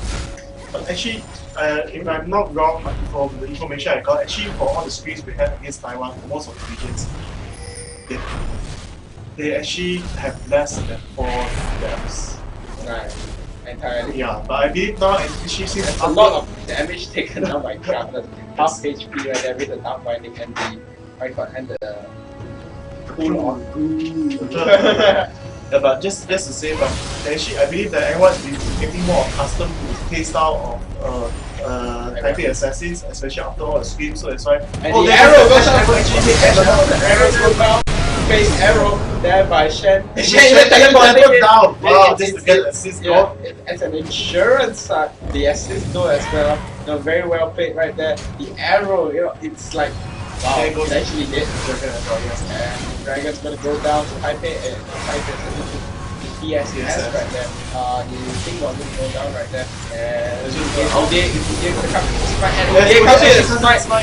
Jenna goes down. Jenna goes down, but it doesn't really matter at all. Udic try to go in with the kill. Gonna get exhausted. Not a very good idea. They're gonna lose their Oracle. They're gonna lose their Oracle. Everyone's gonna run away easily right there. And I got back on the top lane. Really is pushing around. Working on the power. Looks like it's actually working on the power and stuff. It's not really like him. It's not really like him in actual fact, because he usually waits for the last minute before he actually pushes on the power. But he's actually doing pretty well on the top lane. Even though he gave off first blood, it's currently 5-0 with Morgana. Look at Jenna 1, Bill 1. Might still doing very well. The Sunfire kit has been picked up by Shen. Not going to be a very good sign there for the enemy, for Taipei Assassins. Looks like TSS is actually doing very well in this game.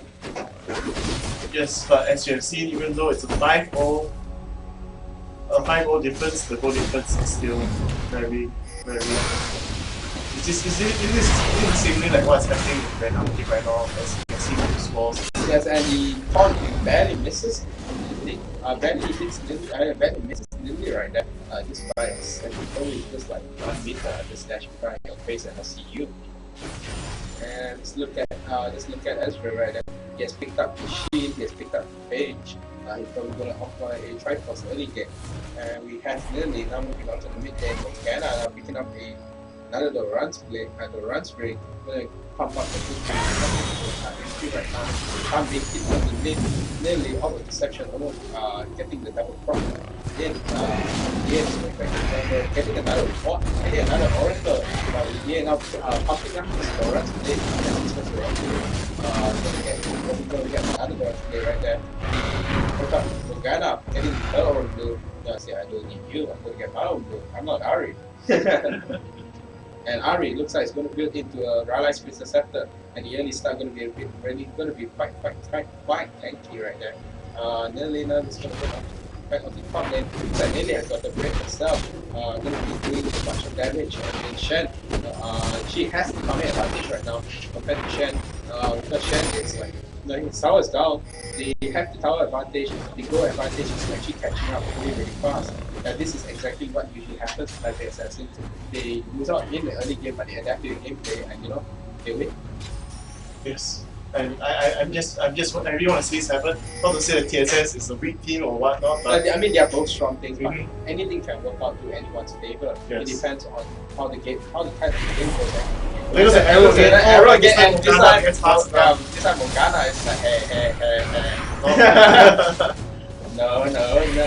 It's not gonna happen again. Yeah. And now Doctor was actually ready to be there as well, but out of the game, but now falls back, go back into the jungle. I'm actually quite surprised that the arrow actually hits for the second time. Very well placed arrow there by LY4. Really good position. Really good. I mean, Ari is really good at positioning the Morgana where she wants her to be at. So the arrow. Here's the thing: I'm actually surprised that the arrow can actually hit you at the same place twice.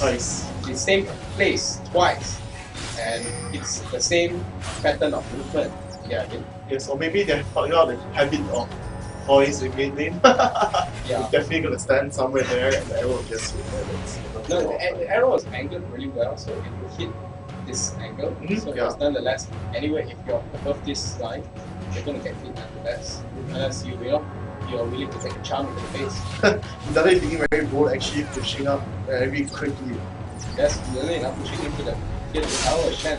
Even with the Sunfire, still having an issue with Nelly being really mobile. I'm going to take this move by I'm going to take the enemy move. I'm going to get the trap in the face.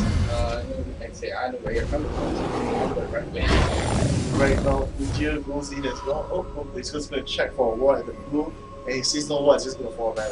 Lily is racking around 2.3k. She has a lot of money. She's going to buy what is she going to buy right now? And she has gotten herself from the dream stage and a union build. Looks like she's going for that really ability build where you move around to damage on the field.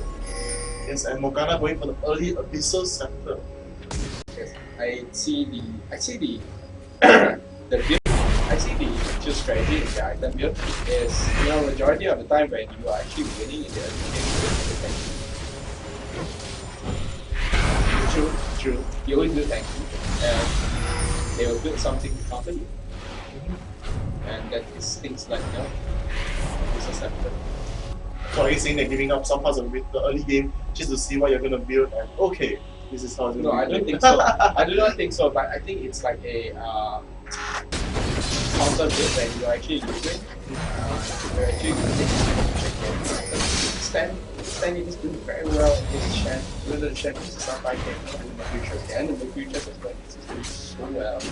Okay, he's pumping up his tail with his Spirit Visage and the Iron. Moves right now, just going to jump in as hard as you can, turn back, heal up, and have no problem sustaining against Ash.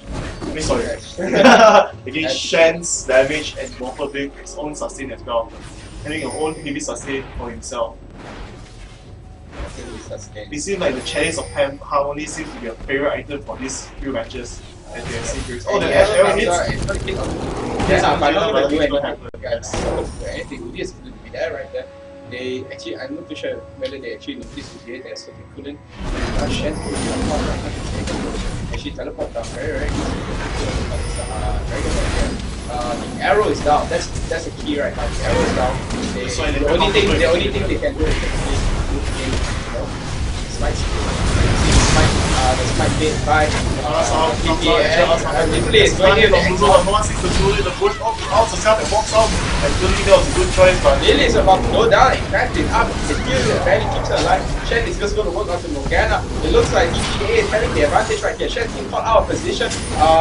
Lily is going to come back with the kill, and it looks like Ezra is going to work onto Ezra. Ari almost killed Ezra right there. Very well placed heal and very well placed heal right there by by Ezreal, by Lily. Very well placed heal, taking up the soaking up the true damage from the outward reception. Very well done.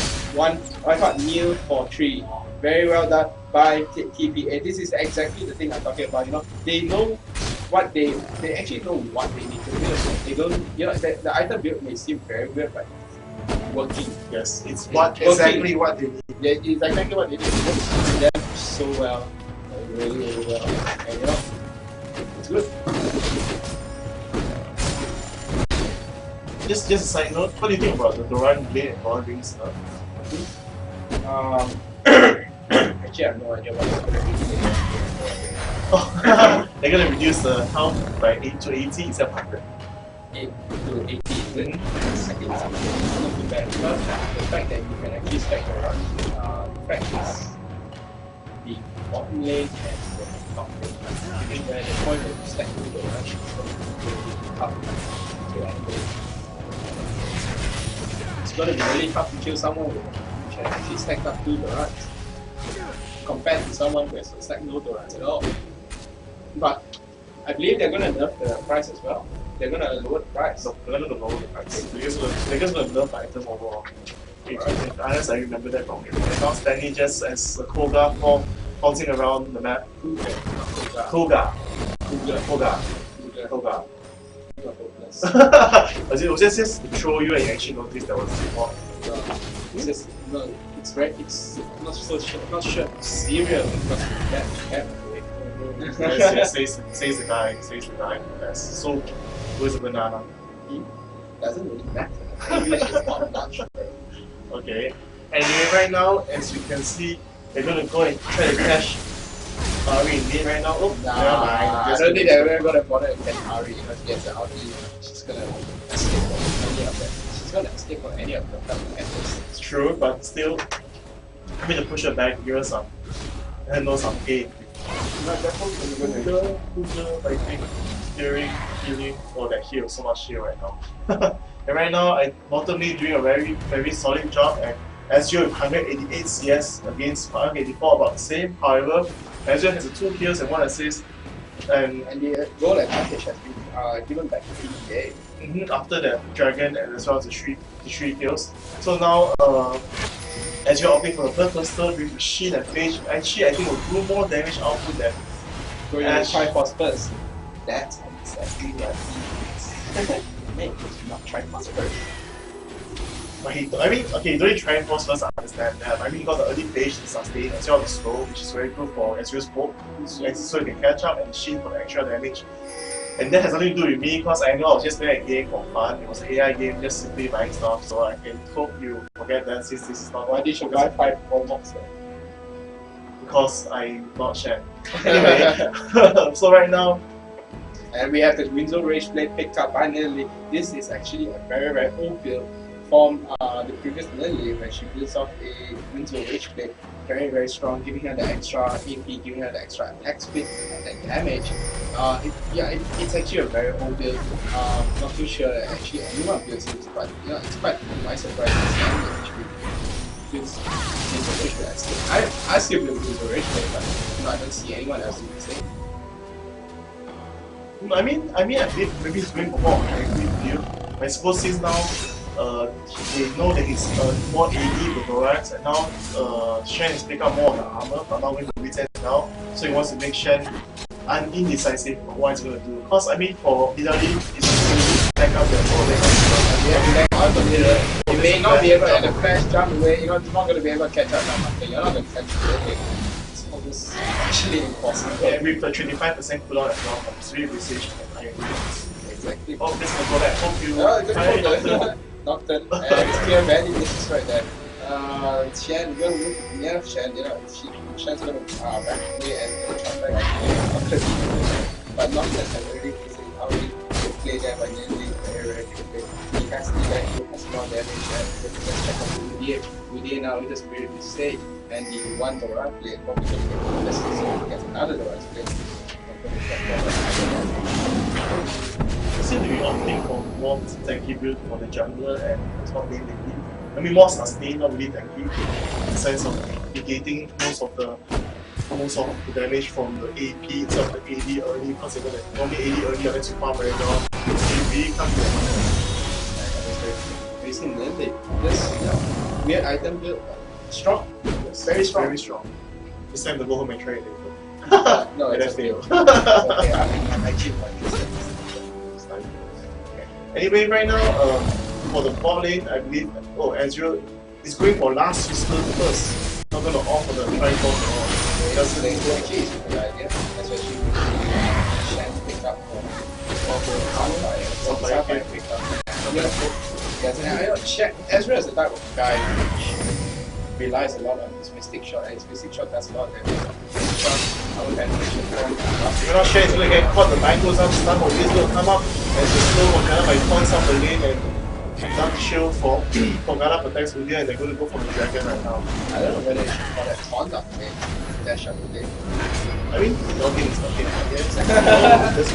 Yeah, it's much, it's more accurate, it's more accurate. And right now, and we have Ezreal taking a sit on Nocturne, and it's going to be sitting on Lulu as well. Taking those double kill with the ulti and all those Mystic shots. Very well played there by it was actually a sort of perfect flash ulti by Morgana, catching as many champions as she could. Yes, very good play, and it looks like they're going to go with the Baron. They're going to go for the Baron instinct. They know Shen cannot do not have the smite. Nocturne does not have this. Nocturne is not up. He does not have the smite. But it can take this. This is so tanky. Udyr is so tanky. Ezreal is trying to tank. Ezreal is trying to tank. Yeah, they're just taking turns. Shen coming from behind and see what. He's not going to be able to do anything. It looks like they're out skill up, and the Baron has been picked up by PPA very well played there. Ari, there goes the arrow. Jenna is the arrow. There goes one Baron buff and this. Yeah, there goes one Baron buff on the least important character. I would say the least important character with a Baron buff. Okay, yes, with a Baron buff, yes. So yeah, Hourglass has been picked up by Morgana. Very solid, very solid. Going to be It's going to be very hard to take down by Y4, and Martin is going to be having an issue right now. Looks like the shield goes down, and it's just going to hang on to this 50 tower, but unfortunately the right there. The Ezreal out, they're going to take down Ari, the half HP, very powerful with the last whisper on the way on right there, but it actually does magic damage. But you know, it still does a lot of damage. And as well as it's actually been buffed because previously it deals 10% and 10% less damage for each turn hits the card. It's supposed to, 5 or 8%. I don't know, I think it was previously 10. I think there's a cap at 40 or something, I remember. Yeah, it's capped at 40. Yeah, so exactly it's all the same. Just I suppose depends really on how many kills you want to hit. And right now Stanley is just feeling very, very safe at top, just totally pushing Shen away. Look at all the traps played. Very well placed traps. Not going to be able to spot anyone coming. I think this is if what you're saying. Stanley deserves a break. Yes, Stanley. He's just going to bruise around, and I don't want to take Shen hit on, right now. Who cares? He's going to be able to run away from Shen. Shen's not going to be able to run away from him. I mean, they're not going to be able to kill each other at this point. They all take a lot of time to kill each other. Yes, wasting time. No, actually, Nelly can kill Shen. Of course, but it just takes more time right now. Yeah, it looks like Shen can't kill him. It's the point. It's like. See, it took so long. Nocturne from this even came out to help, and so Ari was actually coming up. I think she stepped on the trap and saw it in the late fall. Everyone's stepped on the trap. Right now, the mid lane, they're going to try and catch Ari, and Darkbind misses. But they get the middle tower. Now they're going to move on to the second one, most probably. And now, Ezreal together at the base, as well as Ashe trying to maybe land a hidden arrow, giving Janna the arrow to the knee again. She stops this. And the ulti goes out. Ari nearly goes down with Ezreal out. I'm not too sure how Ari actually reduced, because his HP reduced so much. I think Ezreal was there taking a few hits on the Ari. This time they're not going to work on the tier 2 tower and the shield, but not going to do much right there. That's just still going to be able to do a lot of damage. Janna going to be shield protected by the dark shield. Janna going to be shield right with the dark shield, very well played there by Janna, taking up the shield, going to be protecting Janna's knee. Right now Shen falls back and they're going to give the tower. Yeah, Nidhi is going to take the top tower. Very good play by TPA. Look, they really know what they're doing. The split push right here. Well done. Both tier 2 tower down there. They put on their tower. With those 2 towers, it's an almost 8k gold lead right now. Yes, they put their advantage to 4 towers, and they have actually built up from a 4k gold difference. I mean, from a 4k gold loss into an 8k gold lead. So from that short period of time, for in fact 15 minutes, they have built 19k gold. 12k gold. 12k gold. They've been doing an awesome job in everything as usual. Even though you say get caught in the beginning, but overall farming, overall what's happening, they know what they're doing. Lily has not gone back to buy anything yet. Yes, 3.6, 3.7, almost 3.8 right now. He's just going to go back to farm. What do you say? What do you think he's going to buy? Actually, I wanted to go back so he can actually buy something for us. I think he's going to buy He's probably going to go with the Arma. I don't think he's going to go for Arma. I think he's going to wait for a lot of HP that he's going to buy a one Arma instead. I mean, either Frama or maybe even Trinity Force, because as you can see right now how it's happening. It's cooldown reduction, how quickly he does his spell. I think Trinity Force would be the best pick. Maybe he's been farming for 4,000. The pick is finally going back. Trinity Force. Ah, yes! See, if it's good for the Trinity Force, then maybe Arma. This will be the best build in terms of dealing the damage, I suppose, right now. That's what's happening. So right now she's gonna see, she teleports back to the base, takes 8 seconds over there, but she takes force for you gets 15 seconds, Gavin and ranges like bouncing. Yep. Kills just reaches the tower and she's back. Really fast. This is a good part about Lily. If you can play her well, she is a very strong champion. That is correct. And right now, I think they know that the dragon is coming up. Dragon is coming up 30 seconds. Right now, they're getting position, but Hidari being Hidari is going to 1v1 Shen at top again. He's moving in. And right now, Ari and Shen is going to prepare to try and catch. You know, Ari is going to fall back and Hidari actually initiates. Oh, look at that! A lot of damage done to Shen right there. I think he's quite surprised that Lily is able to do So Neil is able to do like 400 damage in 2 hits. It's like, oh shoot! I need to be more careful. What have I done? What have I unleashed? And Morgana right here moving in, but I can walk anywhere. Like, you can do it. Now Vitali's being caught. What? Only comes in, gonna pounce again, pounce one more time, oh, the fearless, exhaust goes up. Exhaust goes up, he's gonna pounce out the flash. Yeah, no, it looks like Nin is gonna break. It's gonna break right here. No, they are very careless there by standing. But it's okay because he actually create enough time right now. Look at bottom lane, he's actually going to push the bottom lane right now. Yeah. And they even got the dragon all together now. I think Baron should be up most probably in another 2 minutes or 3 minutes since the dragon was up as well. But oh, we're going to be safe, we're going to let the Chris push the tower instead. And right now they really they're going to push the top together up there, but as they really wanted Ezreal can right now charge up the top, make sure the top does not break. But instead I don't think so. The K1 tower is not as important as the enemy tier 3 tower. Once the enemy tier 3 tower is done, it's practically open storage for storage for the enemy tier. Yes. So right now, basically, I think. Oh, what do you think? Do you think Ezreal is going for IE or is he going for more Mortillus? I think Ezreal is going for IE. More like it. He has a lot of damage, he has a lot of attack speed. He has 112 damage right now, and he's actually pushing the lane alone, doing very aggressively. Shen coming up from the back, but the ward from Jenna spots him, so he falls back. And right now, RB is slowly moving into blue buff. They know. Look at all the wards right there. It's like every brush is got a 1, 2, 3, and only Ludo only takes out the one right here. No, there's another one right here, and you don't know about it. It's like the entire jungle is like, I know it.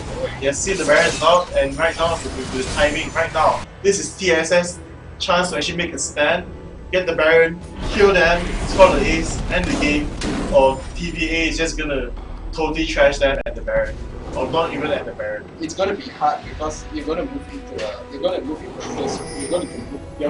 close space. Yes. And that's where Morgana becomes strong. That's where Lily becomes strong. That's where Ezreal becomes strong. And Ezreal is quite around me.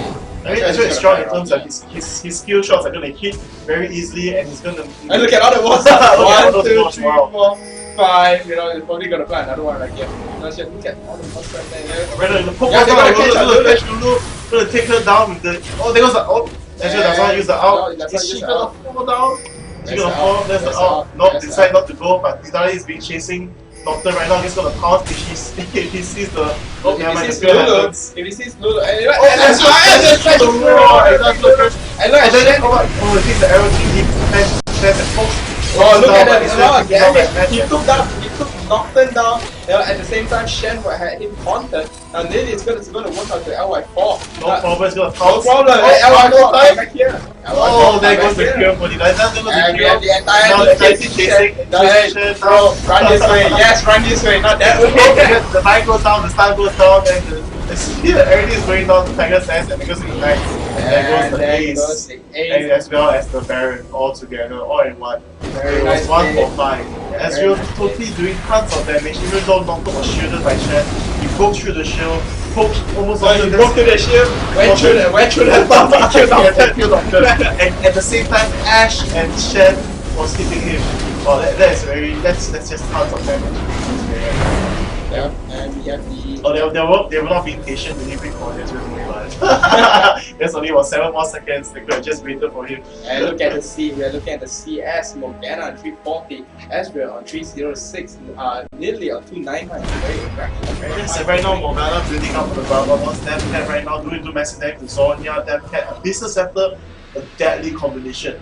I used to play Morgana and Ren last time. I used to do this combination. The last item I get will be a frozen armor. I mean frozen heart. Just for the fly reduction and tankiness to charge in. I mean, that's actually. Why would you do that? I mean, it was because it was on the recommended items of Morgana, and I tried it, and it actually worked quite well. It was actually quite fun. No, Triforce. Triforce, yes. That is Triforce. Triforce pillow all over the place. Yep. So instead of having multiple Glacier Shells, now TPA has. That's a lot of damage. Look at the damage. A lot of damage, just one spear and one attack. Yes. There's tons of damage happening. Now they're going to push the bottom, but Fully is actually far off. Morgana's here, Shen is here, but Shen's out is about to cool down finish is ready right now, and but it really doesn't matter because Ari has already wasted out to run away from the ending. I mean, if they get caught right now, not with this half and Morgana is being far, it would be devastating, but right now everyone's really... I don't think they really need to do stuff. Well, then sure. She just needs a tank. Yeah, look, that was done. Right now, Ezreal has... Yep, scoring for the IE almost there, and Viper's check is gold. Actually, yes, just a bit more, about 500 gold. I believe he's going to get it. Oh, right now, the Nidali jumps in. No, they just place the ward right there, look at the ward, and not going to give that free vision. Nidali going to catch Shen. He's going to go for a 1v fetch. Oh, no, she decides to jump away. I'm not sure why he's going to go for mid instead. Right now, Bottle is pushing in by the 4, and Nidali is just doing whatever she wants, just choosing whichever lane she wants to push in, pouncing in wherever she goes, and just pouncing out after that. No problem at all. And right now, they're most probably going to move to the blue buff, I think. Oh no, look at that. Ezreal out just to farm and clear the creeps from being pushed. I think they want to push all 3 things together. Oh, never mind, Morgana's actually going back. Maybe we're going to buy Hot. Or maybe a Blasting Ward. Not sure. And right now, yes, they're going to fall back. Yeah, they're going to buy Blasting Ward. He's going to buy Blasting Ward then. Let's just get the IE soon. A bit more on that. Nidali with 2.3k gold. Is she going to buy? She's just going to... Oh, she's going to go for the blue. Oh, never mind. No, I think they're going to give that. Going to give the blue to Morgana. And right now, as Udyr... They're just playing around with the energy with the blue. Even though they have the Baron, but they're just playing around. Yeah, and Udyr has the Frozen Heart as well as Zero. Is he going to go for Triforce? Yeah, he's going to go for that. So is this a 3 Triforce build instead of the 3 Glacier Shroud build that you saw earlier? Yeah. Looks like the item. They know the Dragon's up as well, and right now they're all getting right now. Oh, there's a few pounds through the wall just now by Nidali, but you don't see them. Nearly has to touch very demoralizing. He has just been very demoralizing. Trying to get done. Oh, right now. And they're just going to land the dragon because Doctor is going to work on it. Ezreal has to catch away from them. And there goes the out and catches. Oh, there goes the kill. Dark Bind Ari taking her down by There goes CSS Lulu by Nidali. Right now, Lulu pushes Udyr up. He's going to best dance in, charges in. Right now, Noctis actually backing from this area. It's not sleep. But there goes Lulu. Lulu, you have nowhere to run. I'm so sorry, but that's it. And this is definitely going to be GG if they decide to push it. It's going to be the GG. Oh, there goes the best dance running in like a boss. So Stanley just crossing in to tank the tower instead of looking through. Very great play by Stanley. He's going to chase down the Nocturne right now, spraying him down. There goes the Phage effect, there goes the Ice effect, there goes the support. Look at that damage. Look at the damage, there goes the fire, there goes the pulse, the fear, doesn't matter, 2,000 speed doesn't matter, got an injury right there. If the shield gonna just jump out, heal herself, no problem. Taking the tower for at least 7 seconds or to 10 seconds, I believe, for that shot one more time. There goes the GG. Very well played by PK. They deserve this. They deserve this win. They have the strength, they have the skills for a professional team. Yes, and the goal ended about 70k goal difference in the end. 17k. Starting with a loss of 4k gold TSS lead, now into a 17k gold lead instead. This amazing. Very well done. And we have the now let's just look onto the item side. We have Quicksilver Sash picked up on Ashe actually. IEPD. We have the Yumu Blade picked up on Nocturne. Yes, before anything, congratulations to the Taipei Assassins. I believe everyone was moving on it that they got the champion for this opening ceremony. But this is just the opening ceremony for GPL. Everyone else will still have a chance. It's going to be the half the year. It's going to be for almost until the end of year Premier League competition. They all have a chance for revenge against Taipei Assassins. Everyone says a chance back in this league and chance for glory right now. Yes. They will be back, and definitely everyone will be back to take their advantage on they take revenge onto their rivals. It will be the award ceremony soon, and Garena partners will be coming up to give Garena will be coming to give it away with the Riot team probably, and we see that I'm not too sure.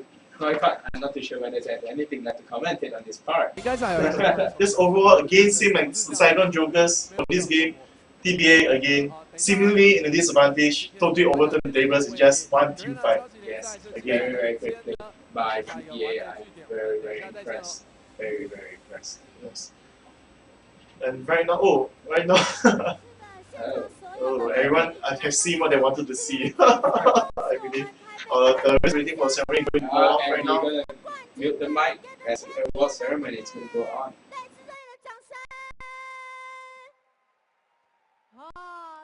现场的朋友们，马上就到了我们今天的颁奖典礼了。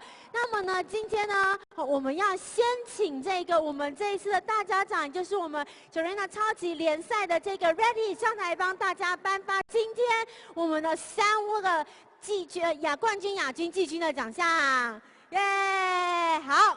那么呢，现在我们要请我们今天呢前3名的队伍请上台。那么现在呢，我们要邀请到 Let's welcome 第3名 the third prize the second Joker to come on the stage. Let's welcome Joker.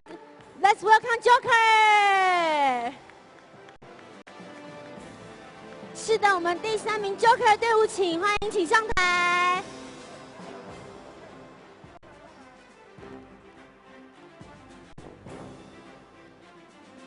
Yeah, let's welcome second Joker to come on the stage, please. Yeah, congratulations to win the third prize. Yeah. So please, the captain will stand here. Yeah, captain, stand here, and yeah, stand there.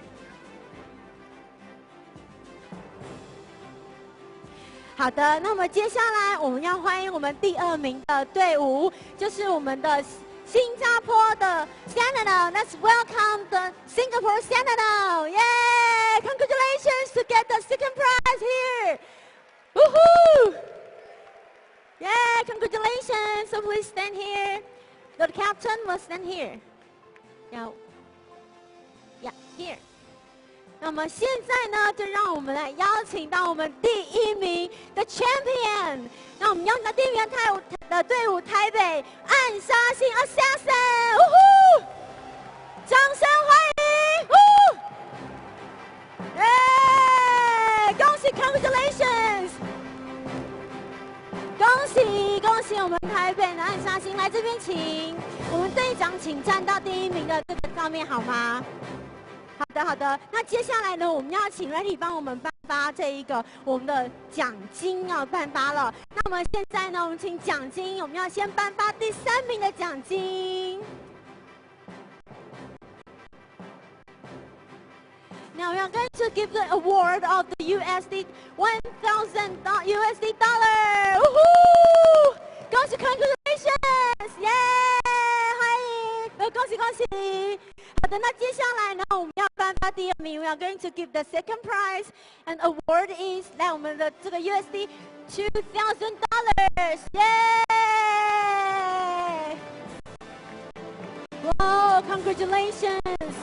再来呢，我们要欢迎恭喜的第1名，耶！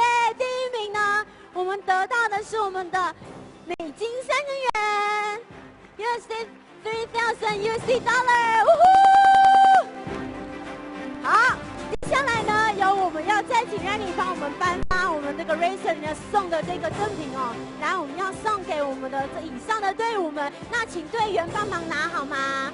好的，来，我们请队员。Thank you very much。好，我们呢一样呢颁发我们第2名的我们的礼物，请队员帮忙拿。Here, thank you。好的，那我们也一样呢。第1名，我们要送出的 Racer 带给大家的赠品。好的，那我们队长等一下要拿奖杯，好不好？所以呢，我们可能要请队员帮忙拿，好不好？可以帮我递到后面吗 ？And now we're going to give the award。好，现在呢，颁发我们的这一个来季军的奖杯 ，Congratulations！So who is the captain? Captain get this one, alright? 那第2名的这一个奖杯，耶！好的，那么呢还有我们第1名的奖杯，恭喜！好的，那么现在呢 ，please all the captains to hold on your breath， 要拜托举起来好吗？可以把我们奖杯举起来。Okay, now let us take the picture, alright？ 我们倒4秒钟，3、2、1，让我们起拍照，呜呼！是的，2021 Garena超级联赛正式成功，呜呼！是的，好，谢谢。好的，那我们今天谢谢我们 Thank you for all the competition teams here。那现场呢，再给大家 Please sit in the middle, alright? Sit in the middle, sit in the middle。还有没有要拍照的？都拍好了吗？好的，好的 ，Thank you, Thank you。那我们现在呢，我们可以请上来帮我们的这个来，请帮我们收一下好吗？好，非常的恭喜大家今天来到这边哦。那我们请3位队伍先 come down the stage and take a rest, alright? Come down the stage and take a rest。那我们请先下来稍作休息。